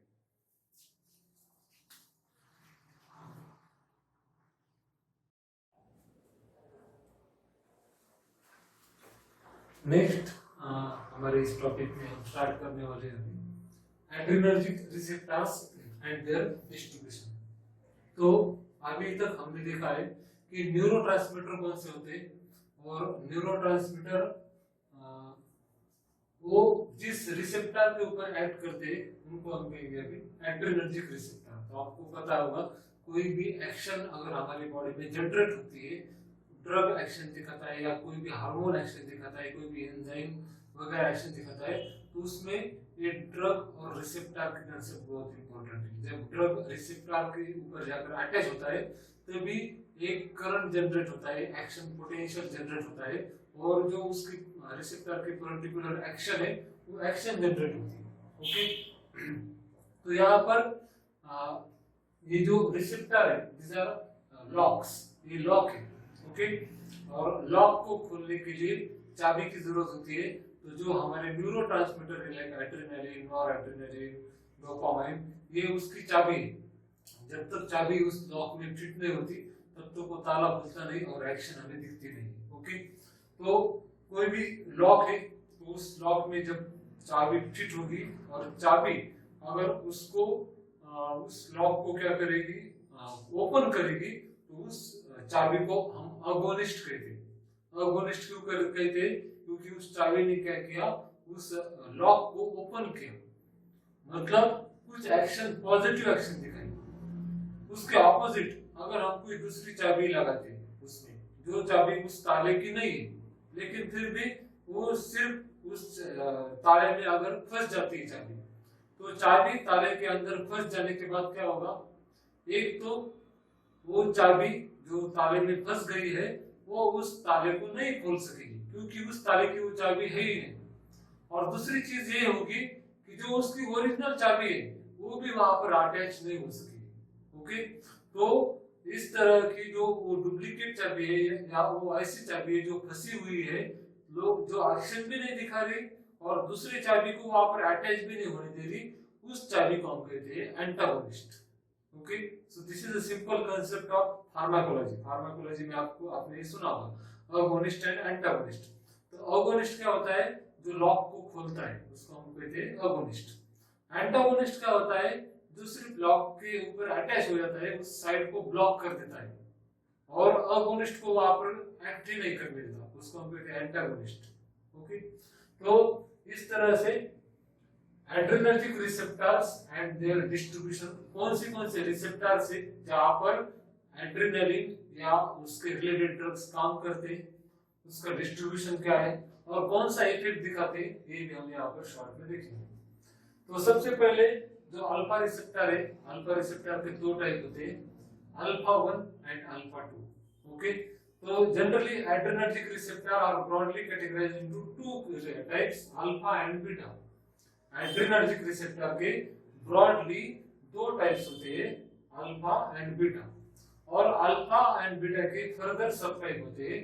अल्फा के दो सब टाइप है, अल्फा 1 एंड अल्फा 2, और बीटा के तीन सब टाइप है, beta 1, beta 2 and beta 3। Okay, तो हम एक एक उनका डिस्ट्रीब्यूशन देखेंगे, कहां पर प्रेजेंट है और एक्शन क्या करते हैं। ओके, जो अल्फा 1 रिसेप्टर है, ओके, अल्फा 1 एड्रेनर्जिक रिसेप्टर, ऐसा रिसेप्टर जो सिर्फ एड्रेनर्जिक या फिर सिंपैथेटिक न्यूरोट्रांसमीटर को रिसीव करता है, अटैच होने देता है, ऐसा जो अल्फा 1 रिसेप्टर है वो प्रेजेंट होता है वैस्कुलर स्मूथ मसल में, मतलब ब्लड वेसल की जो हमारे मसल्स है, सॉरी स्मूथ मसल्स जो है हमारे, उसके जो ब्लड वेसल है surrounding, for example GI tract है, जीआई ट्रैक क्या है हमारा, स्मूथ मसल है, और उसके आजू बाजू में जो भी ब्लड वेसल होंगे वहां पर अल्फा 1 प्रेजेंट होंगे।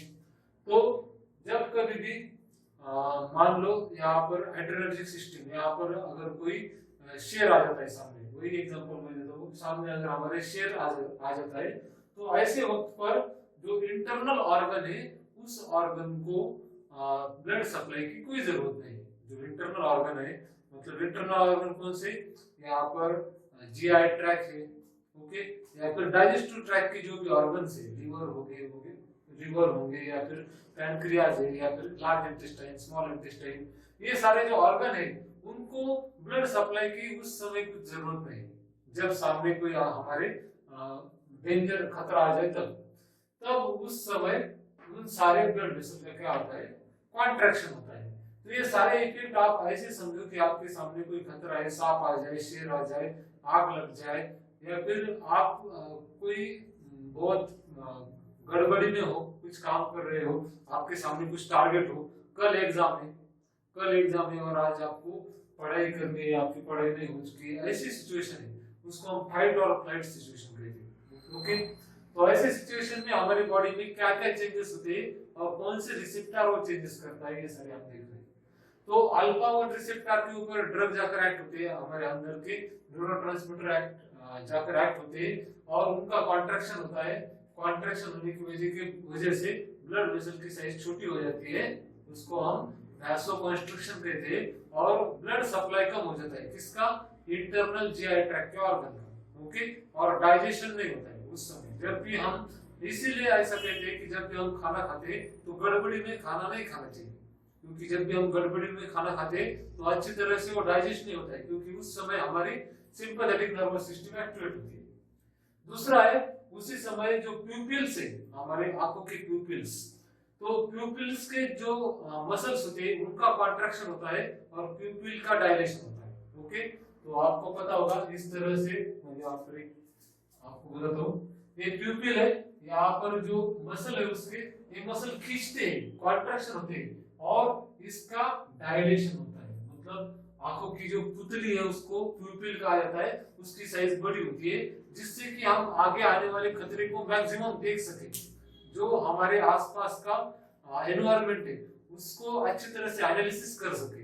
इसलिए उसका क्या होता है, माइड्रियासिस, उसको हम कहते हैं माइड्रियासिस, कॉन्ट्रैक्शन होता है और प्यूपिल की साइज बढ़ती है। ओके, तो आपको याद रखना है प्यूपिल का क्या होता है इसमें, माइड्रियासिस। तो प्यूपिल में भी अल्फा 1 रिसेप्टर प्रेजेंट होते हैं, इस यहाँ पर भी अल्फा 1 रिसेप्टर के ऊपर ही हमारे ड्रग काम करते हैं। देन जब कभी भी हमारे सामने कोई खतरा आता है तो हमारे शरीर के ऊपर जो हेयर से सीलिया है वो खड़े हो जाते हैं ऐसे। ओके, फाइट और फ्लाइट में जब आपने दो बिल्लियों के जब झगड़े होते हैं तो आपने देखा होगा जो बिल्ली होती है उसके भी बाल ऐसे खड़े हो जाते हैं। ओके, और उसमें वो जो है आप इजीली वो इफेक्ट देख सकते हैं। तो ऐसा क्यों होता है, क्योंकि alpha 1 receptor are also present in arrector pili muscle, हमारे स्किन में जो हेयर्स है, हेयर्स के नीचे सपोर्टिंग में, मान लो ये हेयर है और हेयर का फॉलिकल है, फॉलिकल के नीचे सपोर्टिंग में एक मसल होती है जिसको हम कहते हैं एरेक्टर पिलाई मसल, उसका कॉन्ट्रैक्शन होता है, वो खींची जाती है और उसके कॉन्ट्रैक्शन की वजह से हमारे शरीर के ऊपर जो हेयर्स है वो भी खड़े हो जाते हैं, स्ट्रेट हो जाते हैं। ओके, तो यहाँ पर इसका भी क्या होता है, कॉन्ट्रैक्शन होता है इरेक्टर पिलाई मसल। ये हम अल्फा 1 रिसेप्टर के ऊपर अगर ड्रग एक्ट करता है तो क्या हो सकता है, ये हम कौन सी एक्टिविटी देख रहे हैं, अगोनिस्ट एक्टिविटी। अगोनिस्ट मतलब ये ताला खोलने के बाद क्या होता है ये हम देख रहे हैं, ताला ब्लॉक अगर होता है तो ये एक्शन नहीं दिखेगी। ओके, तो लीवर में क्या होता है, अगर alpha 1 receptor are also present in liver और उसके ऊपर अगर ड्रग एक्ट करता है हमारा तो ग्लाइकोजिनोलाइसिस होता है। मतलब आपको पता है लीवर में ग्लाइकोजन स्टोर्ड होता है, तो ग्लाइकोजन का जब कभी भी ब्रेकडाउन होगा तो ग्लाइकोजन ग्लूकोज में कन्वर्ट होगा और हमारे बॉडी को एनर्जी मिलेगी, ग्लूकोज मिलेगा ताकि हम भाग सके या फिर लड़ सके। ओके, तो इस तरह से this is distribution of alpha 1 receptor और उसके ऊपर अगर अगोनिस्ट काम करता है, अल्फा 1 अगोनिस्ट काम करता है तो कौन से इफेक्ट दिखेंगे वो भी हमने देखे। ओके, तो जब कभी भी आगे चलकर हम ऐसा कहेंगे कि कोई ड्रग है वो अल्फा 1 अगोनिस्ट है तो उसके इफेक्ट आपको बताने की जरूरत नहीं, क्योंकि ये इफेक्ट जो अल्फा 1 रिसेप्टर के ऊपर एक कॉमन इफेक्ट हम देख चुके हैं। वो क्या करेंगे, ग्लाइकोजिनोलाइसिस करेंगे, माइग्रेसिस करेंगे, स्मूथ मसल का कॉन्ट्रैक्शन करेंगे, तो क्या हो जाएगा, इंटरनल ब्लड सप्लाई कम हो जाएगा, पेरिफेरल रेजिस्टेंस बढ़ेगा, ब्लड प्रेशर बढ़ेगा। ओके, इरेक्टर पिलाई मसल का भी यहाँ पर contraction. Okay, so this was about alpha 1 receptor. Second one is alpha 2. alpha 2 अभी इसको आपको अच्छी तरह से ध्यान देना होगा। alpha 1 और alpha 2 these are opposite in action। अभी देखो यहाँ पर किस तरह से ये काम करते हैं। alpha 2 प्रेजेंट है प्रीसिनेप्टिक नर्व टर्मिनल में, इसलिए ये डायग्राम हमें अच्छी तरह से समझ लेनी होगी। तो आपको पता है ये दो न्यूरॉन है, दो न्यूरॉन एक दूसरे के साथ अटैच हो जाते हैं और जहां पर दो न्यूरॉन एक दूसरे को अटैच होते हैं उसको सिनेप्टिक क्लेफ्ट कहा जाता है या फिर सिनेप्स कहा जाता है या जॉइंट कहा जाता है। ओके, तो इस सिनेप्टिक क्लेफ्ट में एक न्यूरॉन से दूसरा न्यूरॉन के पास सिग्नल कब जाता है, जब यहाँ से पोस्टमैन इस पोस्ट ऑफिस से दूसरे पोस्ट ऑफिस में जाएगा। तो ये गांव है समझो, एक गांव से हमें दूसरे गांव में मैसेज भेजना है तो पोस्टमैन जाएगा मैसेज लेकर, इसलिए उसको जंगल से गुजरना पड़ता है। उस पोस्टमैन को कहां से जाना पड़ता है, जंगल से गुजरना पड़ता है। और जब भी वो जंगल से जाएगा तो जंगल से जाते जाते बहुत सारे खतरे, उसको दो बड़े बड़े जानवर है वो खा सकते हैं। कौन है यहाँ पर जानवर बीच में आने वाले, माओ है और COMT। माओ कौन है, मोनो अमाइनो ऑक्सीडेज एक एंजाइम है। दूसरा है, ये भी हम देख चुके हैं, कैटेकॉल ऑर्थोमिथाइल ट्रांसफरेज। हमें पता है ये दो ऐसे एंजाइम है जो मेनली मेटाबॉलिज्म करते हैं हमारे न्यूरोट्रांसमीटर का। तो इसलिए जब कभी भी न्यूरोट्रांसमीटर या फिर यहाँ से डोपामाइन से कन्वर्जन होता है नॉर एड्रेनलिन, और नॉर एड्रेनलिन यहाँ पर वेसिकल में स्टोर होता है, एक सैक लाइक स्ट्रक्चर होता है जिसको हम वेसिकल कहते हैं। तो वेसिकल में स्टोर होता है और जब कभी भी इस न्यूरॉन को, ये न्यूरॉन के अंदर कैल्शियम एंटर करता है, एक्शन पोटेंशियल जनरेट होकर सिग्नल मिलता है इसको और कैल्शियम अंदर जाता है, तब यहाँ से नॉर एड्रेनलिन रिलीज होता है फ्रॉम दिस वेसिकल।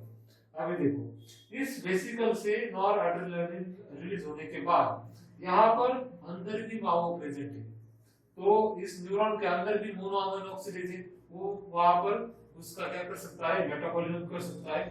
तो मान लो 100% यहाँ से रिलीज हुआ तो कुछ परसेंट माओ उसका मेटाबॉलिज्म करता है, उसमें से मान लो 80% यहाँ पर आ गए इस सिनेप्टिक क्लेफ्ट में, 80% यहाँ पर आ गए। तो इसमें से 70% जो है, इसमें से फिर से जो 70% है ये रीअपटेक होता है, मतलब वापस लिया जाता है कहां पर, इस सिनेप्स में, इस न्यूरॉन में। न्यूरॉन क्या करता है, पूरा बहुत ज्यादा बाहर डालता है लेकिन उसमें से आधे से भी ज्यादा 90% मतलब 80% बाहर आया है, उसमें से 70% वापस लेता है कौन? ये neuron with the help of which receptor. अभी यहाँ पर रिसेप्टर का रोल है, दिस अल्फा 2 रिसेप्टर। अभी ये जो अल्फा 2 रिसेप्टर है ये एंटागोनिस्ट की तरह काम करता है। तो अल्फा 2 रिसेप्टर यहाँ पर, ये अल्फा 2 रिसेप्टर क्या करता है, ये जो नॉर एड्रेनालिन है इसको वापस खींच लेता है और फिर से इस वेसिकल में स्टोर करता है। ओके, और जो बचा कुचा है वो कुछ ये माओ और सीओएमपी उसको डिग्रेड कर देता है, और उसमें से भी जो बचा वो अल्फा 1 और बीटा रिसेप्टर को अटैच होकर अपनी एक्शन दिखाता है। ओके, तो अल्फा 1 और बीटा, बीटा कौन से भी हो, बीटा 1, बीटा 2, बीटा 3, तो इसके ऊपर जब कभी भी ये नॉर एड्रेनालिन अटैच होता है तो एक्शन आगे जाती है, मतलब एक्शन बढ़ती है। इसलिए यहाँ पर ग्रीन कलर में मैंने अल्फा 1, बीटा 1, बीटा 2, बीटा 3 से ऊपर की तरफ एरो दिखाया है, लेकिन अल्फा 2 में मैंने नीचे की तरफ एरो दिखाया। क्यों ऐसा? क्योंकि अल्फा 2 डिक्रीज करता है उस क्वांटिटी को, किसके क्वांटिटी को? यहाँ पर नॉर एड्रेनालिन की क्वांटिटी को कम करने का काम करता है। तो प्री सिनेप्टिक नर्व टर्मिनल में प्रेजेंट है, मेनली यहाँ पर प्रेजेंट होता है प्री सिनेप्टिक नर्व टर्मिनल में, और यहाँ पर प्रेजेंट होने की वजह से वो नॉर एड्रेनालिन, नॉर एपिनेफ्रिन के जो रिलीज है उसको कम करता है, और नॉर एपिनेफ्रिन का जो रिलीज है उसको कम करने की वजह से यहाँ पर इसको हम कह सकते हैं कि नॉर एपिनेफ्रिन की क्वांटिटी कम करता है कौन? Alpha 2 receptor. तो ये खुद अल्फा 2 रिसेप्टर या फिर एड्रेनर्जिक सिस्टम है, खुद ने ये सिस्टम बनाई है। क्यों? To prevent loss of the neurotransmitter. इससे क्या होता है, अगर ज्यादा न्यूरोट्रांसमीटर यहाँ पर रहता सिनेप्टिक क्लेफ्ट में, तो यहाँ पर ये अल्फा और बीटा जब तक ये एब्जॉर्ब कर पाते तब तक माओ और सीओएमपी उसको डिग्रेड कर देते। तो इसलिए जो भी एक्सेस वाला है उसको वापस लेने का काम कौन करता है? ये अल्फा 2 रिसेप्टर करता है। ये अल्फा 2 रिसेप्टर जब कभी भी प्री सिनेप्टिक क्लेफ्ट में होगा तभी एक्शन दिखाएगा। अगर ये दूसरी किसी जगह पर होगा, इसका लोकेशन के हिसाब से भी एक्शन होती है। तो प्री सिनेप्टिक क्लेफ्ट में या प्री सिनेप्टिक न्यूरॉन में होगा तभी वो नॉर एड्रेनालिन के रिलीज को कम करेगा। किसी दूसरी जगह पर है, मानो प्लेटलेट के ऊपर भी प्रेजेंट होते हैं अल्फा 2, वहां पर वो ऐसी ऑपोजिट एक्शन नहीं दिखाएगा, वहां पर जो भी नॉर्मल एक्शन है वही दिखेगा।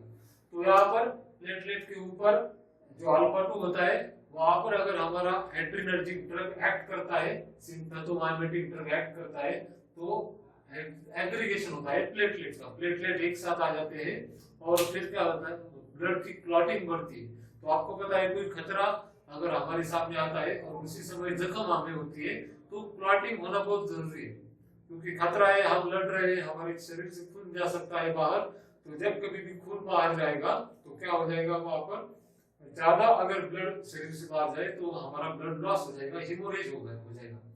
तो इस वजह से एग्रीगेशन बढ़ता है, मतलब क्लॉटिंग बढ़ती है।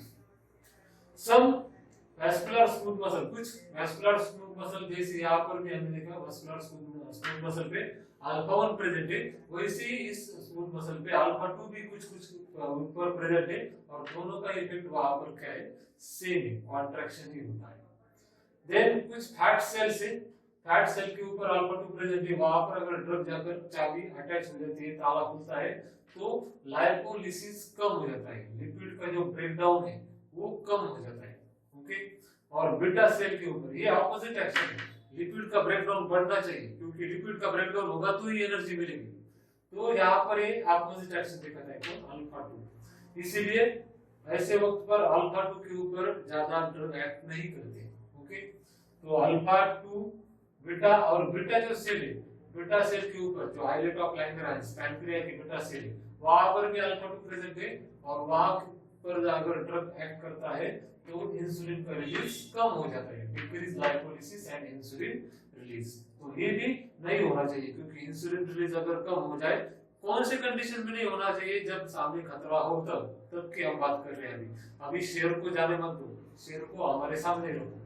तो जब कभी भी खतरा होगा तो इंसुलिन रिलीज होना चाहिए, क्योंकि इंसुलिन क्या करता है, ग्लूकोज को एंट्री दिलाता है सेल के अंदर, और ग्लूकोज जब तक सेल के अंदर नहीं जाएगा उसका यूज नहीं बढ़ेगा। Okay, so this was about distribution of adrenergic receptor and their effect also. ये कौन से अल्फा 1 कहाँ पर प्रेजेंट है और वहां पर अगर अगोनिस्ट जाता है तो क्या एक्शन दिखाता है, अल्फा 2 कहाँ पर प्रेजेंट है वहां पर अगोनिस्ट जाता है तो क्या एक्शन दिखाता है, ये हमने देखा. Now will see beta receptor. तो बीटा रिसेप्टर इसके ऊपर भी सारे बीटा, इसके तीन टाइप होते हैं, beta 1, beta 2, beta 3. Beta 1 present होती है हार्ट के ऊपर, वेरी इंपॉर्टेंट रिसेप्टर, हार्ट के ऊपर बीटा 1 प्रेजेंट होती है. और उसके बीटा 1 अगोनिस्ट अगर हम देते हैं, बीटा 1 अगोनिस्ट अगर एक्ट करता है, अगोनिस्ट और एंटागोनिस्ट भूलो मत दोनों टर्म, अगोनिस्ट जो एक्टिविटी बढ़ाता है, तो अगोनिस्ट अगर हम देते हैं तो हार्ट का रेट और फोर्स बढ़ जाता है, मतलब हार्ट रेट बढ़ जाता है. तो अगोनिस्ट कौन से केस में हम देंगे, जब हार्ट का रेट कम हो जाए या फिर हार्ट का फोर्स कम हो जाए. कौन से केस में होता है ऐसा, हाइपोटेंशन. हाइपोटेंशन मतलब लो बीपी, लो ब्लड प्रेशर अगर हो जाए किसी पेशेंट का, तो लो बीपी कब होता है, जब हार्ट का रेट और फोर्स कम हो जाता है. तो ऐसे केस में हम क्या देंगे, बीटा 1 अगोनिस्ट देंगे.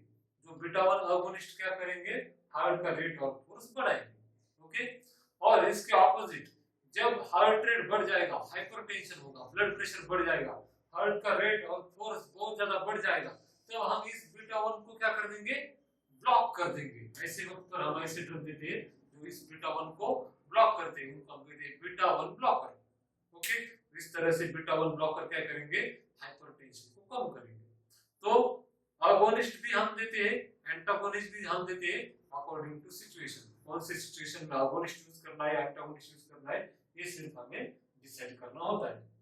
किडनी में भी बीटा 1 प्रेजेंट होते हैं जो कि रेनिन का सिक्रेशन बढ़ाते हैं. Renin angiotensin system is important to control the flow of urine. Urine का फ्लो कितना होना चाहिए, हमारे बॉडी में वाटर का कंसंट्रेशन कितना होना चाहिए, ये डिसाइड करने वाला होता है रेनिन. तो ये रेनिन की क्वांटिटी बढ़ जाती है और रेनिन की क्वांटिटी बढ़ने की वजह से हमारे बॉडी ज्यादा से ज्यादा यूरिन पैदा हो जाता है. ओके, तो ये जब शेयर सामने आता है तब क्या होता है, हमारा हार्ट का रेट बढ़ता है, फोर्स बढ़ता है, जिससे कि ज्यादा से ज्यादा ऑर्गन की तरफ ये ब्लड सप्लाई जाए. Then beta 2 receptor, beta 2 are also present on heart, they also increases rate and force. Okay, beta 2 और बीटा 1 दोनों हार्ट में प्रेजेंट होते हैं. Then beta 2 are also present on blood vessel of skeletal muscle. जो हमारे हाथ पांव के मसल है उनको हम स्केलेटल मसल कहते हैं, वहां पर भी प्रेजेंट होते हैं. और ब्रोंकियल स्मूथ मसल, जो हमारे ब्रोंकाई के स्मूथ मसल है, जो हमारे रेस्पिरेटरी ट्रैक्ट के स्मूथ मसल है, इनवॉलंटरी मतलब स्मूथ. ओके, तो स्मूथ मसल है वहां पर भी प्रेजेंट होते हैं. और इसी दोनों के ऊपर भी जब हम बीटा 2 अगोनिस्ट देते हैं तो वैसोडाइलेशन होता है. ओके, वैसोडाइलेशन मतलब ब्लड वेसल का डायलेशन. स्केलेटल मसल के जो भी ब्लड वेसल है वहां पर उनका डायलेशन होगा, मतलब उनका ब्लड सप्लाई बढ़ जाएगा. जो हमारे इस यहाँ के एरिया की जो स्मूथ मसल है जिसको हम ट्रैकिया कहते हैं या ब्रोंकाई कहते हैं, तो ब्रोंकाई का भी क्या होगा, या हो जाएगा यहाँ पर डायलेशन. तो यहाँ पर वैसोडाइलेशन और यहाँ पर मैं और लिखता हूँ ब्रोंकोडाइलेशन. तो ब्रोंकोडाइलेशन होगा. तो ब्रोंकोडाइलेशन होने की वजह से क्या होगा, ब्रोंकाई की साइज बढ़ जाएगी और ज्यादा से ज्यादा हम सांस ले पाएंगे. तो जब कभी भी सामने खतरा आता है तो हमारे बॉडी को ग्लूकोज की जरूरत है लड़ने के लिए, ऑक्सीजन की जरूरत है, ब्लड की जरूरत है. तो ये सारी चीजें बहुत ज्यादा मात्रा में हमारे शरीर के अंदर आ जाए, ज्यादा से ज्यादा ऑक्सीजन आ जाए, इसलिए ब्रोंकाई का डायलेशन होता है. ज्यादा से ज्यादा हाथ पैर को ब्लड सप्लाई मिले ताकि भागना पड़े तो भागेंगे, इसलिए उसका वैसोडाइलेशन होता है, blood vessel of skeletal muscle. Okay, और ज्यादा से ज्यादा हमें परिस्थिति का मुआयना करने के लिए ज्यादा से ज्यादा दिखे, इसलिए प्यूपिल का कॉन्ट्रैक्शन, प्यूपिल का डायलेशन होता है जिसको हम कहते हैं माइट्राइसिस.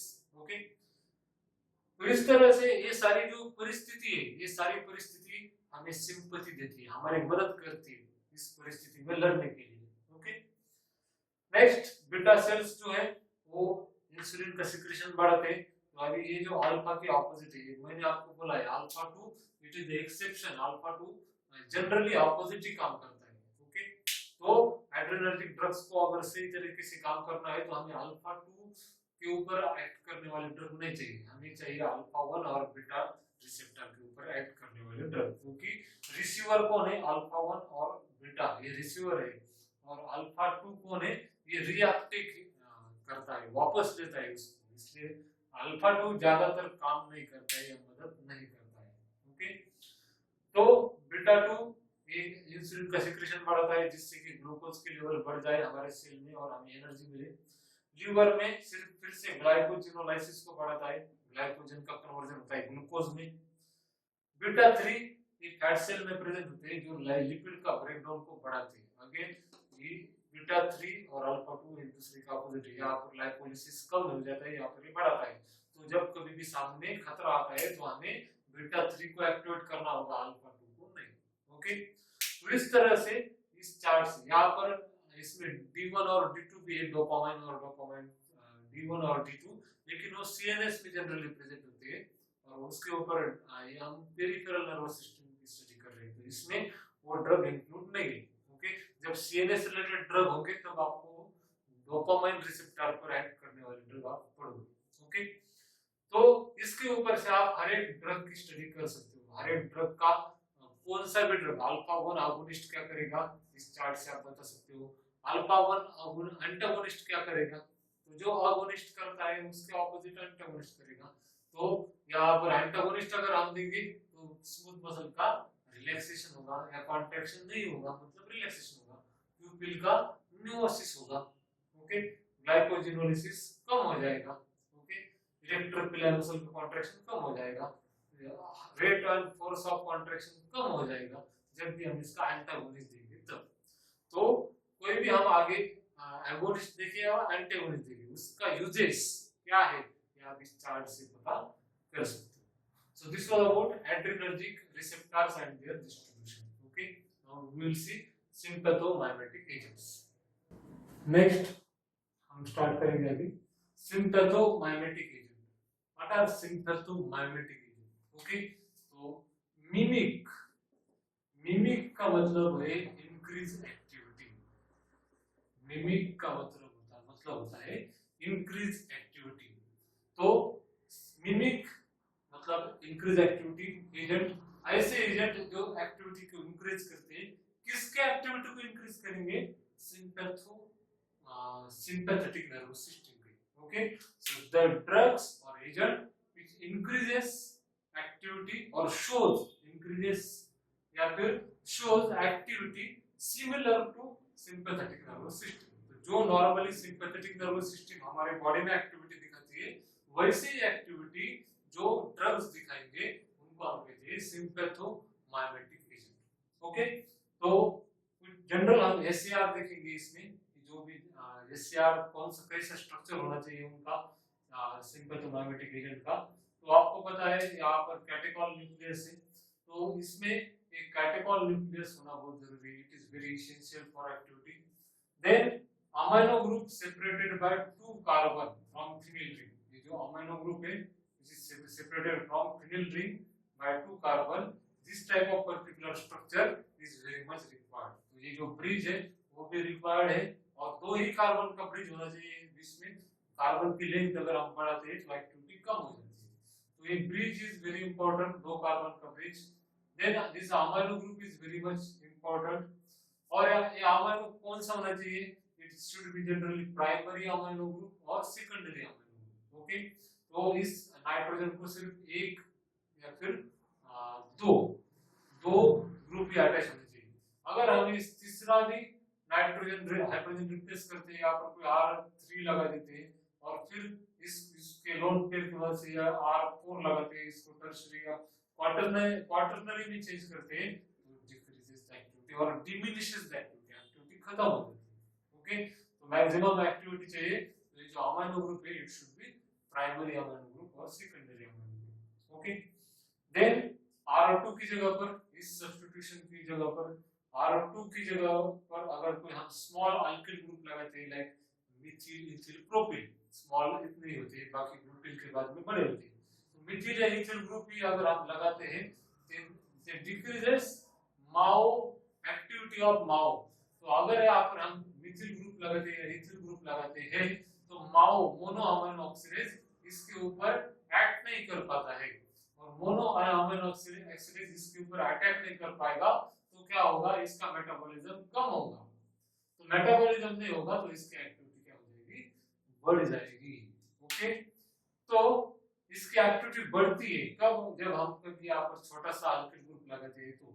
लेकिन अगर यहाँ पर हम इथिल ग्रुप लगाते हैं, ओके, तो इथिल ग्रुप लगाने के बाद उसकी रिसेप्टर सेलेक्टिविटी कम हो जाती है।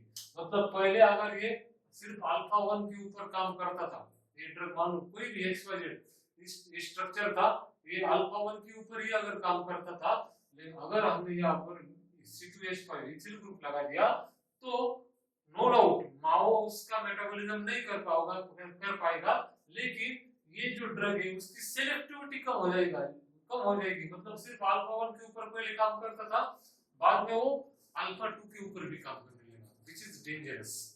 हमें ऐसा ड्रग चाहिए जो सेलेक्टिवली काम करे, एक ही चीज के ऊपर काम करे, क्योंकि हमने देखा यहाँ पर अल्फा 1 और अल्फा 2 की इफेक्ट ऑपोजिट है। यहाँ पर जनरली एक अल्फा 1 क्या करता है, इट इज अगोनिस्ट, अल्फा 2 क्या करता है, वो एड्रेनर्जिक न्यूरोट्रांसमीटर की एक्टिविटी को कम करता है।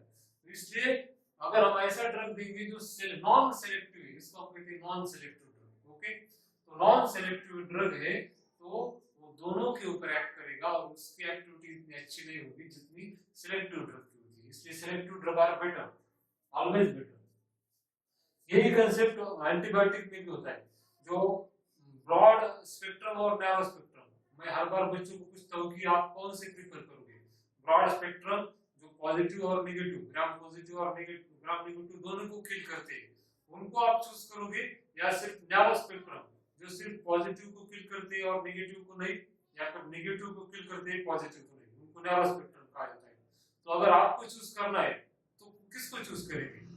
तो जनरली बच्चे कहते हैं, स्टूडेंट कहते हैं कि हम ब्रॉड स्पेक्ट्रम को करेंगे क्योंकि वो सबको किल करते हैं, लेकिन ऐसा नहीं, हमें सबको किल नहीं करना है। सब माइक्रो ऑर्गेनिज्म को किल करेंगे तो हमारे जीआई ट्रैक्ट में कुछ अच्छे माइक्रो ऑर्गेनिज्म भी प्रेजेंट है, वो भी किल हो जाएंगे। ओके, तो हमें नैरो स्पेक्ट्रम एंटीबायोटिक चूज करना होगा जो क्या करेगा, सिलेक्टिवली जो भी हमारा दुश्मन है, अगर हमारा दुश्मन ग्राम पॉजिटिव है उस समय उस डिसीज में, तो हम ग्राम नेगेटिव को क्यों किल करें, उनको किल करने की जरूरत नहीं, तो हम ग्राम पॉजिटिव को किल करने वाला नैरो स्पेक्ट्रम भी देंगे।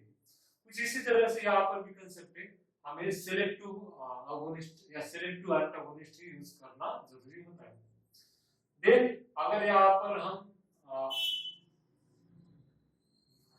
ये जो OH ग्रुप है ऑर्थो पोजीशन के ऊपर, ऑर्थो सॉरी ये ऑर्थो पोजीशन है, ऑर्थो OH ग्रुप है, अगर हम रिप्लेस करते हैं विद हाइड्रोक्सी मिथिल ग्रुप, यहाँ पर अगर हम हाइड्रोक्सी मिथिल ग्रुप लगाते हैं तो लाइक एग्जांपल इज अल्बिटोरॉल में आपको मिल जाएगा अल्बिटोरॉल का स्ट्रक्चर, उसमें आप देख सकते हो, उसमें हाइड्रोक्सी मिथिल ग्रुप है, तो उससे क्या होती है, सेलेक्टिविटी बढ़ती है, which is very good thing. Selective to beta 2 receptor, जो बीटा 2 अगोनिस्ट होगा, जो क्या करेगा, तो इसका आप इफेक्ट आप बता सकते हो। अल्बिटोरॉल क्या करेगा, सिलेक्टिव बीटा 2 अगोनिस्ट, मतलब क्या करेगा, वो मेनली वो ब्रोंकियल स्मूथ मसल के ऊपर काम करेगा, हार्ट के ऊपर तो काम करेगा, लेकिन बीटा 2 हार्ट के ऊपर ज्यादा नहीं होती है। बीटा 2 डोमिनेंट जो होते हैं वो बीटा 1 होते हैं, इसलिए मैंने रेड कलर में यहाँ पर लिखा है।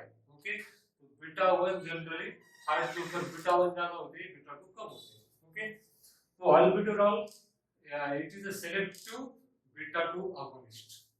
नेक्स्ट यहाँ पर अगर हम CH3 methyl group at R1 position, यहाँ पर देखो R1 पोजीशन जो है, R1 पोजीशन के ऊपर मिथिल ग्रुप लगाते हैं तो उससे अल्फा की एक्टिविटी कम हो जाती है और बीटा की एक्टिविटी बढ़ती है। मतलब अल्फा रिसेप्टर की तरफ उसका इंटरेक्शन कम हो जाता है और बीटा रिसेप्टर के ऊपर वो इंटरैक्ट करता है। इसीलिए यहाँ पर मैंने स्टार किया है और स्टार का यहाँ पर डिस्क्रिप्शन है, ये आप देख सकते हो कि मान लो यहाँ पर मिथिल ग्रुप नहीं है, क्योंकि यहाँ पर NH2 है, तो आपको पता है this is structure of adrenaline.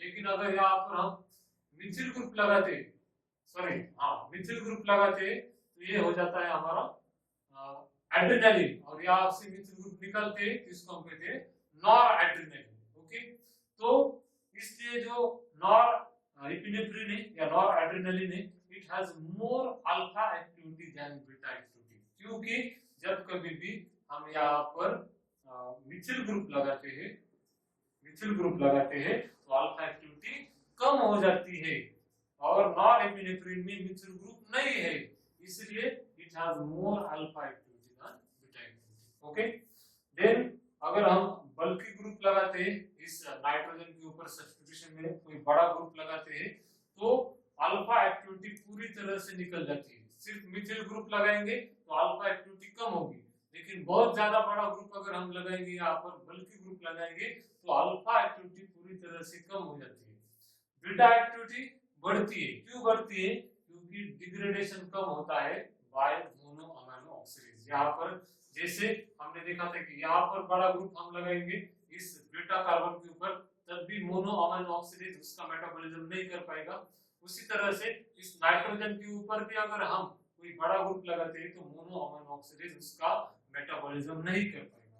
Okay, then अगर हम सी कार्बन C2 जो पोजीशन यहाँ पर, दिस इज C1, यहाँ पर मैं लिखता हूँ C1 और दिस इज C2, तो कार्बन 2 के ऊपर इथिल ग्रुप अगर हम लगाते हैं तो अल्फा एक्टिविटी कम हो जाती है, as well as beta activity भी उसकी कम हो जाती है। Then alpha methyl group, alpha position के ऊपर, इस पोजीशन के ऊपर, ओके, इस पोजीशन के ऊपर हम मिथाइल ग्रुप लगाते हैं तो उससे क्या होता है, उससे डायस्टीरियो आइसोमर मिलता है। डायस्टीरियो आइसोमर किसका? नॉन एपिनेफ्रिन का डायस्टीरियो आइसोमर मिलता है और उसकी एक्टिविटी बढ़ जाती है। तो नॉन एपिनेफ्रिन का डायस्टीरियो आइसोमर या ज्योमेट्रिकल आइसोमर हमें मिलेगा जिससे एक्टिविटी बढ़ जाती है। बीटा एक्टिविटी के ऊपर कुछ भी इफेक्ट नहीं होता है। देन अगर R2 के पोजीशन, R2 के ऊपर अगर हम OH ग्रुप लगाते हैं तो दोनों एक्टिविटी बढ़ जाती है, alpha activity as well as beta activity. So this was about SAR of sympathomimetic agents. Okay, next हम ड्रग स्टार्ट करेंगे सिम्पैथोमाइमेटिक एजेंट्स का अकाउंट्स। तो हम यहाँ पर 3 तरह के सिम्पैथोमाइमेटिक देखेंगे, एक डायरेक्ट एक्टिंग, दूसरा इनडायरेक्ट एक्टिंग, तीसरा mixed acting. Okay, direct acting क्या होती है इस इमेज से हम देखेंगे। डायरेक्ट एक्टिंग मतलब जो डायरेक्टली इस रिलीज को बढ़ाते हैं, जो नॉन एड्रेनालिन का रिलीज है उसको डायरेक्टली अगर बढ़ाते हैं वो सारे ड्रग आते हैं डायरेक्ट एक्टिंग में। इनडायरेक्ट एक्टिंग मतलब क्या, जो इस रिलीज को कम करने वाले एजेंट है। कौन कम करता है इस रिलीज को?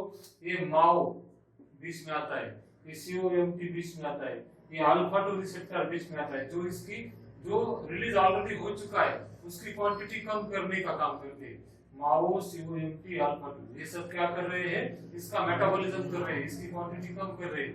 तो इनडायरेक्ट एक्टिंग जो होंगे वो क्या करेंगे, या तो माओ को इनहिबिट करेंगे या COMT को इनहिबिट करेंगे या फिर इस अल्फा 2 को ब्लॉक करेंगे। ओके, तो अल्फा 2 ब्लॉकर अगर हम देते हैं तो वो क्या करेंगे, इस रिलीज को, नॉर एड्रेनालिन रिलीज को बढ़ाएंगे। ओके, तो इनडायरेक्ट एक्टिंग क्या करेंगे, जो एड्रेनालिन है उसकी क्वांटिटी इनडायरेक्टली बढ़ाएंगे। डायरेक्टली तो नॉर एड्रेनालिन का सिक्रेशन नहीं बढ़ाएंगे, लेकिन इनडायरेक्टली उसका सिक्रेशन ज्यादा होने में मदद करेंगे।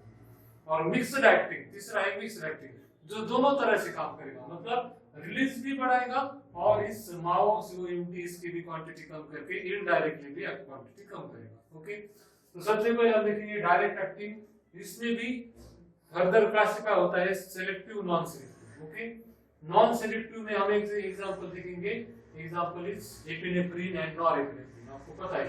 ओके, ये नॉन सेलेक्टिव है, मतलब they act on both alpha 1 and alpha 2 receptor, दोनों के ऊपर काम करते हैं, नॉन सेलेक्टिव। ओके, तो एपिनेफ्रिन एंड नॉरएपिनेफ्रिन, इसका स्ट्रक्चर वगैरह सब आपको पता है। IUPAC नेम भी सिंपल है, इसको 1 2 3 4 पोजीशन के ऊपर हमारा पेरेंट स्ट्रक्चर है यहाँ पर benzene 1,2 diol, this is benzene 1,2 diol, दोनों अल्कोहल। उसके 4 पोजीशन के ऊपर साइड चेन, कौन है 4 पोजीशन के ऊपर बड़ी साइड चेन, इसलिए ब्रैकेट लिया। 1 पोजीशन के ऊपर हाइड्रोक्सी, ओके, इसका काम खत्म। देन 2 पोजीशन के ऊपर फिर से साइड चेन, इसलिए ब्रैकेट। साइड चेन कौन है? Mithil amino. Okay, Mithil amino लिखा, उसका किस्सा खत्म। बाद में आता है हमारा इथिल ग्रुप, इथिल, और यहाँ पर बेंजीन 1,2 डाइऑल हमारा यहाँ पर जो बड़ा और बड़ा हमारे यहाँ पर ब्रैकेट यहाँ पर क्लोज हो जाएगा। ओके, तो epinephrine and epinephrine these are non selective, मतलब एक के ऊपर नहीं काम करते, दोनों दोनों के ऊपर काम करते। नेक्स्ट इज सेलेक्टिव, उसमें आता है अल्फा 1 अगोनिस्ट, जो सिर्फ अल्फा 1 रिसेप्टर को ही एक्टिवेट करेगा। उसमें आता है फिनिलेफ्रिन, फिनिलेफ्रिन, इसमें दोनों में आपको क्या अंतर मिलेगा, तो सिर्फ यहाँ पर एक हाइड्रोक्सी ग्रुप है, यहाँ पर नहीं है, उतना ही दोनों के स्ट्रक्चर और आईयूपीएसी में डिफरेंस है। Then selective alpha 2 agonist is clonidine, जैसे अल्फा 1 का अगोनिस्ट है वैसा ही अल्फा 2 का अगोनिस्ट है। देन बीटा 1 अगोनिस्ट, जो बीटा 1 को क्या करेगा, बीटा 1 रिसेप्टर को एक्टिवेट करेगा, उसका एग्जांपल है डोबुटामाइन। एंड बीटा 2 अगोनिस्ट, उसका एग्जांपल है हमारे पास टर्बिटालिन। ओके, इसका आईयूपीएसी में हम देख लेते हैं, कुछ उस तरह सा है, मतलब उस तरह से ही है, इसलिए देख रहे हैं हम 1 2 3 4 5 पोजीशन के ऊपर साइड चेन। ओके, फिर से सेकंड पोजीशन के ऊपर साइड चेन, और यहाँ पर जो साइड चेन है वो है टर्शियरी ब्यूटिल, इसलिए उसका नाम है टर्बिटालिन। टर्शियरी ग्रुप है, टर्शियरी ब्यूटिल ग्रुप है इसमें, इसलिए उसका नाम है टर्बिटालिन। इस तरह से आप याद रख सकते हो इसे। तो tertiary butyl, then amino, okay bracket close, 1 hydroxy. यहाँ पर देखो हाइड्रोक्सी पहले आता था, मिथिल बाद में आता था, क्योंकि अल्फाबेटिकली एच पहले आता है, ABCDEFGH, देन यम आता है, इसलिए ये बाद में आता है। यहाँ पर ब्यूटिल पहले आता है, ब्यूटिल जो ग्रुप है वो पहले आता है, इसलिए हमने पहले लिखा, और हाइड्रोक्सी बाद में आता है। Okay, 1 hydroxy, then ethyl, benzene, 1 3 diol, यहाँ पर था 1 2 डायोल, यहाँ पर 1 3 diol. Okay, so these are direct acting sympathomimetic agent. Next slide में हम देखेंगे इनडायरेक्ट एक्टिंग, डिस्ट्रैक्टिंग एंड कुछ एंटागोनिस्ट भी हम इसके देखेंगे कि इसके ऑपोजिट काम करने वाले कौन ड्रग है, और वो आपका हमारा चैप्टर सिंपैथोमाइमेटिक चैप्टर खत्म हो जाएगा। Next agents are indirect acting agent, इसमें हाइड्रोक्सी एम्फेटामाइन एक एग्जांपल है, amphetamine it is one of the senior standard, उसमें अगर हमें हाइड्रोक्सी ग्रुप ऐड कर देते हैं तो हो जाता है hydroxy amphetamine. Indirect acting sympathomimetic, जो सिंपैथेटिक नर्वस सिस्टम की एक्टिविटी को बढ़ाता है। ओके, सिंपल आईयूपीएसी ने 4 पोजीशन के ऊपर 2 amino, this is 1 2 1 2 2 amino propyl phenol. Okay, so this is hydroxy amphetamine. Indirect acting में सेकंड एग्जांपल है प्रोपिल एक्सेट्रिन। ओके, इसमें साइक्लोहेक्सिल साइड से अटैच है। ओके, हमारे पास this is propane to amine। Okay, propane to 1 propane, और दूसरे position के ऊपर प्रोपेन अमाइन होगा, इसलिए propane amine, propane two amine. Okay, और प्रोपेन टू अमाइन के फर्स्ट पोजीशन के ऊपर साइक्लोहेक्सिल ग्रुप, और n के ऊपर नाइट्रोजन के ऊपर मिथिल, इसलिए 1 cyclohexyl n methyl propane to amine। So this is propyl hexane। And last agent in this sympathomimetic agent is mixed directive, which is a very famous example, इट्रेट्रिन, जो क्या करता है, रिलीज को भी बढ़ाता है, प्लस इनडायरेक्ट एक्टिंग भी है, क्या जो मोनो अमीनो ऑक्सीडेज है उसको भी कम करता है, मोनो अमीनो ऑक्सीडेज, या फिर इनडायरेक्टली भी बढ़ाने का काम करता है। Directly and indirectly both way से काम करता है इट्रेट्रिन। उसमें आप देख सकते हो 2 कायरल सेंटर है, 2 स्टार मैंने किए हैं, इसलिए उसका कॉन्फ़िगरेशन R हो सकता है, या फिर RS, या फिर S ऐसे हो सकता है, लेकिन जनरली जो RS कॉन्फ़िगरेशन का ड्रग है वो ज्यादा एक्टिव होता है इसमें। ओके, तो RS मतलब एक अगर R राइट साइड में घूमता है तो दूसरा लेफ्ट साइड में घूमेगा। ओके, एक पॉजिटिव होगा तो दूसरा नेगेटिव, इस तरह से दोनों एक दूसरे को बैलेंस करते हैं। देन 2 मिथिल अमाइनो, दूसरे पोजीशन के ऊपर मिथाइल ग्रुप 2 मिथिल अमाइनो, उसका काम हो गया। देन 1 फिनिल, 1 पोजीशन के ऊपर फिनिल, देन प्रोपेन 1 2 3 कार्बन है इसलिए प्रोपेन, और 1 कार्बन के ऊपर ही अल्कोहल है इसलिए propane 1 all. Okay, so this one about sympathomimetic agent. ये कौन थे, सिंपैथेटिक नर्वस सिस्टम की एक्टिविटी मिमिक करने वाले एजेंट। अभी हम एड्रेनर्जिक में या फिर सिंपैथेटिक में लास्ट पॉइंट देखेंगे, दैट इज सिंपैथोलाइटिक्स, जो सिंपैथेटिक नर्वस सिस्टम की एक्टिविटी कम करते हैं। तो जो इफेक्ट हमने इससे पहले स्लाइड में देखे थे वो सारे इफेक्ट के ऑपोजिट ये सारे काम करेंगे, दैट इज सिंपैथोलाइटिक्स एजेंट। ओके, तो वही हमें देखना है सिंपैथोलाइटिक्स, इनको अल्फा एड्रेनर्जिक ब्लॉकर भी कहा जाता है। उसमें दो आते हैं, alpha blockers and beta blockers और मिक्स्ड ब्लॉकर, दैट इज जो सिर्फ अल्फा रिसेप्टर को ब्लॉक करते हैं वो अल्फा एड्रेनर्जिक ब्लॉकर, जो बीटा को करते हैं वो बीटा ब्लॉकर, और जो मिक्स्ड दोनों को ब्लॉक करते हैं वो mixed alpha and beta blocker. Okay, तो अल्फा ब्लॉकर में एग्जांपल है हमारे पास tolazoline, which is a non selective. Again non selective मतलब ये अल्फा 1 और अल्फा 2 दोनों के ऊपर काम करेगा, अल्फा 1 अल्फा 2 दोनों को ब्लॉक करेगा। ओके, दोनों को ब्लॉक करने वाला ये देखो यहाँ पर जो बेसिक पैरेंट रिंग है वो हमारे पास इमिडाजोल, इमिडाजोल के दूसरे पोजीशन के ऊपर बेंजिल रिंग अटैच है, बेंजीन और उसमें CH2 उसको हम कहते हैं बेंजीन। ओके, 4 5 पोजीशन के ऊपर यहाँ का डबल बॉन्ड निकल गया है इसलिए 4 5 डायहाइड्रो, और 1 पोजीशन के ऊपर भी हाइड्रोजन ऐड हो चुका है इसलिए 1H। Okay, 1H imidazole, this is IUPAC name of this tolazoline. So this is non selective alpha blocker. तो जो भी इफेक्ट हमने देखे थे जो अल्फा 1 और अल्फा 2 रिसेप्टर के ऊपर इफेक्ट होते हैं वो सारे इफेक्ट को ब्लॉक करेगा, उनके ऑपोजिट ही काम करेगा। देन सेलेक्टिव अल्फा 1 ब्लॉकर एक हम देखेंगे, अल्फा 2 ब्लॉकर हम यूज नहीं करते। ओके, अल्फा 2 ब्लॉकर मतलब एक्टिविटी बढ़ाना इनडायरेक्ट, इसलिए अल्फा 2 ब्लॉकर हम यूज नहीं करते, सिर्फ अल्फा 1 ब्लॉकर यूज करते हैं। इसमें एग्जांपल है ट्राइजोसिन डायहाइड्रोअर्गोटामाइन, तो इसका स्ट्रक्चर आपको स्क्रीन के ऊपर दिखेगा, ट्राइजोसिन और डायहाइड्रोअर्गोटामाइन का। इसमें both are potent anti hypertensive. Okay, hypertension मतलब हार्ट रेट बढ़ जाता है इसमें, तो अल्फा 1 जो है receptor, alpha 1 receptor mainly present होते हैं हमारे इसके ऊपर हार्ट के ऊपर, तो अल्फा 1 को ब्लॉक करने वाले एजेंट जो एंटी हाइपरटेंसिव की तरह काम करेंगे, पोटेंट एंटी हाइपरटेंसिव। देन अगर आप क्विनाजुलिन का स्ट्रक्चर आपको स्क्रीन के ऊपर दिखेगा, क्विनाजुलिन सॉरी आपको प्राइजोसिन का स्ट्रक्चर आपको स्क्रीन के ऊपर दिखेगा, उसमें जो क्विनाजुलिन रिंग है, क्विनाजुलिन रिंग में जो 4 अमाइनो ग्रुप है, this is most important for that activity. Okay, that is some point of ACR, उसका एक कुछ ACR का पॉइंट है।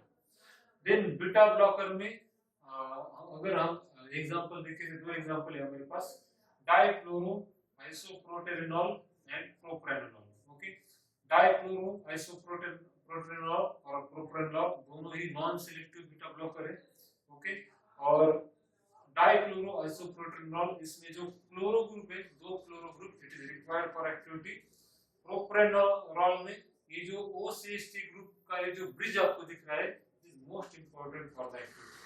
Okay, then beta hydroxy should be S configured. Okay, यहाँ पर अगर हम देखें तो ये जो कार्बन है दिस इज कायरल कार्बन, तो इसका कॉन्फ़िगरेशन S होना चाहिए, तब ये एक्टिविटी ज्यादा अच्छी तरह से दिखाता है।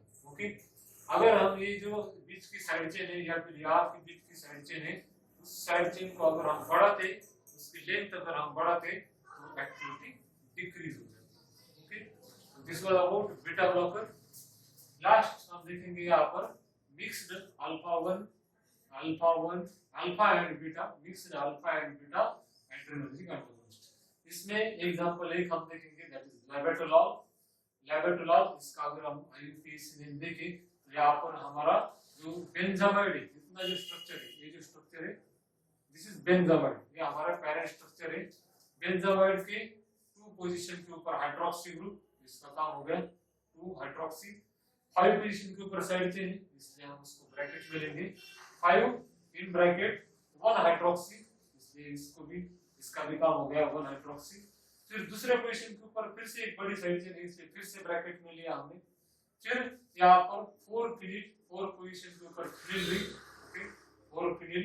देन ब्यूटेन, देखो 1 2 3 4 ब्यूटेन, ब्यूटेन 2 ईल, ब्यूटेन दूसरे पोजीशन से अटैच है इसलिए ब्यूटेन 2 ईल। देन अमाइनो को अटैच है amino, then lastly this 2 carbon that is ethene, और ये सब अटैच है एक बेंजामाइड। ओके, तो यहाँ पर इसका एसीआर की हम बात करेंगे तो change in tertiary butyl bridge, ये जो बीच का ब्रिज आपको दिख रहा है this is tertiary butyl bridge. ये टर्शरी ब्यूटिल ब्रिज अगर हम चेंज करते हैं तो decreases the activity. Okay, more beta antagonist than alpha, ये जो स्ट्रक्चर है labetalol it is beta antagonist, more beta antagonist than alpha, that is it is more beta blocker than alpha blocker, beta receptor को ज्यादा block करता है। इसमें भी यहाँ पर भी देख सकते हैं, यहाँ पर ये जो आपको दिख रहा है this carbon is also chiral, this carbon is also chiral, दो कार्बन है तो अगर उनका कॉन्फ़िगरेशन 1R होता है तो it shows good beta blocker activity, और अगर उनका कॉन्फ़िगरेशन 1S 1R होता है मतलब एक का कॉन्फ़िगरेशन S और दूसरे का R इस तरह से होता है then it shows alpha blocker activity. It is very important from GPAT point of view. Okay, तो कौन सा कॉन्फ़िगरेशन होने के बाद कौन सी एक्टिविटी दिखता है। अगर ये दोनों कायरल की कॉन्फ़िगरेशन 1R है तो ये बीटा ब्लॉकर की तरह काम करेगा यही ड्रग, इसलिए it is mixed acting. Okay, दोनों है, बीटा ब्लॉकर भी है अल्फा ब्लॉकर भी है, लेकिन कॉन्फ़िगरेशन के ऊपर डिपेंड है कि वो किस तरह से काम करेगा। अगर कॉन्फ़िगरेशन 1S 1R है then it acts as an alpha blocker। Okay, this was about mixed alpha beta adrenergic antagonist। इसकी जैसी सिमिलर कुछ ड्रग है जो आप स्टडी कर सकते हो, मेटेप्रेनोलॉल, बिसोप्रोलॉल एंड एस्पिनोल। ओके, तो यहाँ पर हमारा ये जो यूनिट है वो खत्म होता है, that is drugs acting on nervous system. इसमें हमने एड्रेनर्जिक ड्रग्स देखे, नेक्स्ट यूनिट में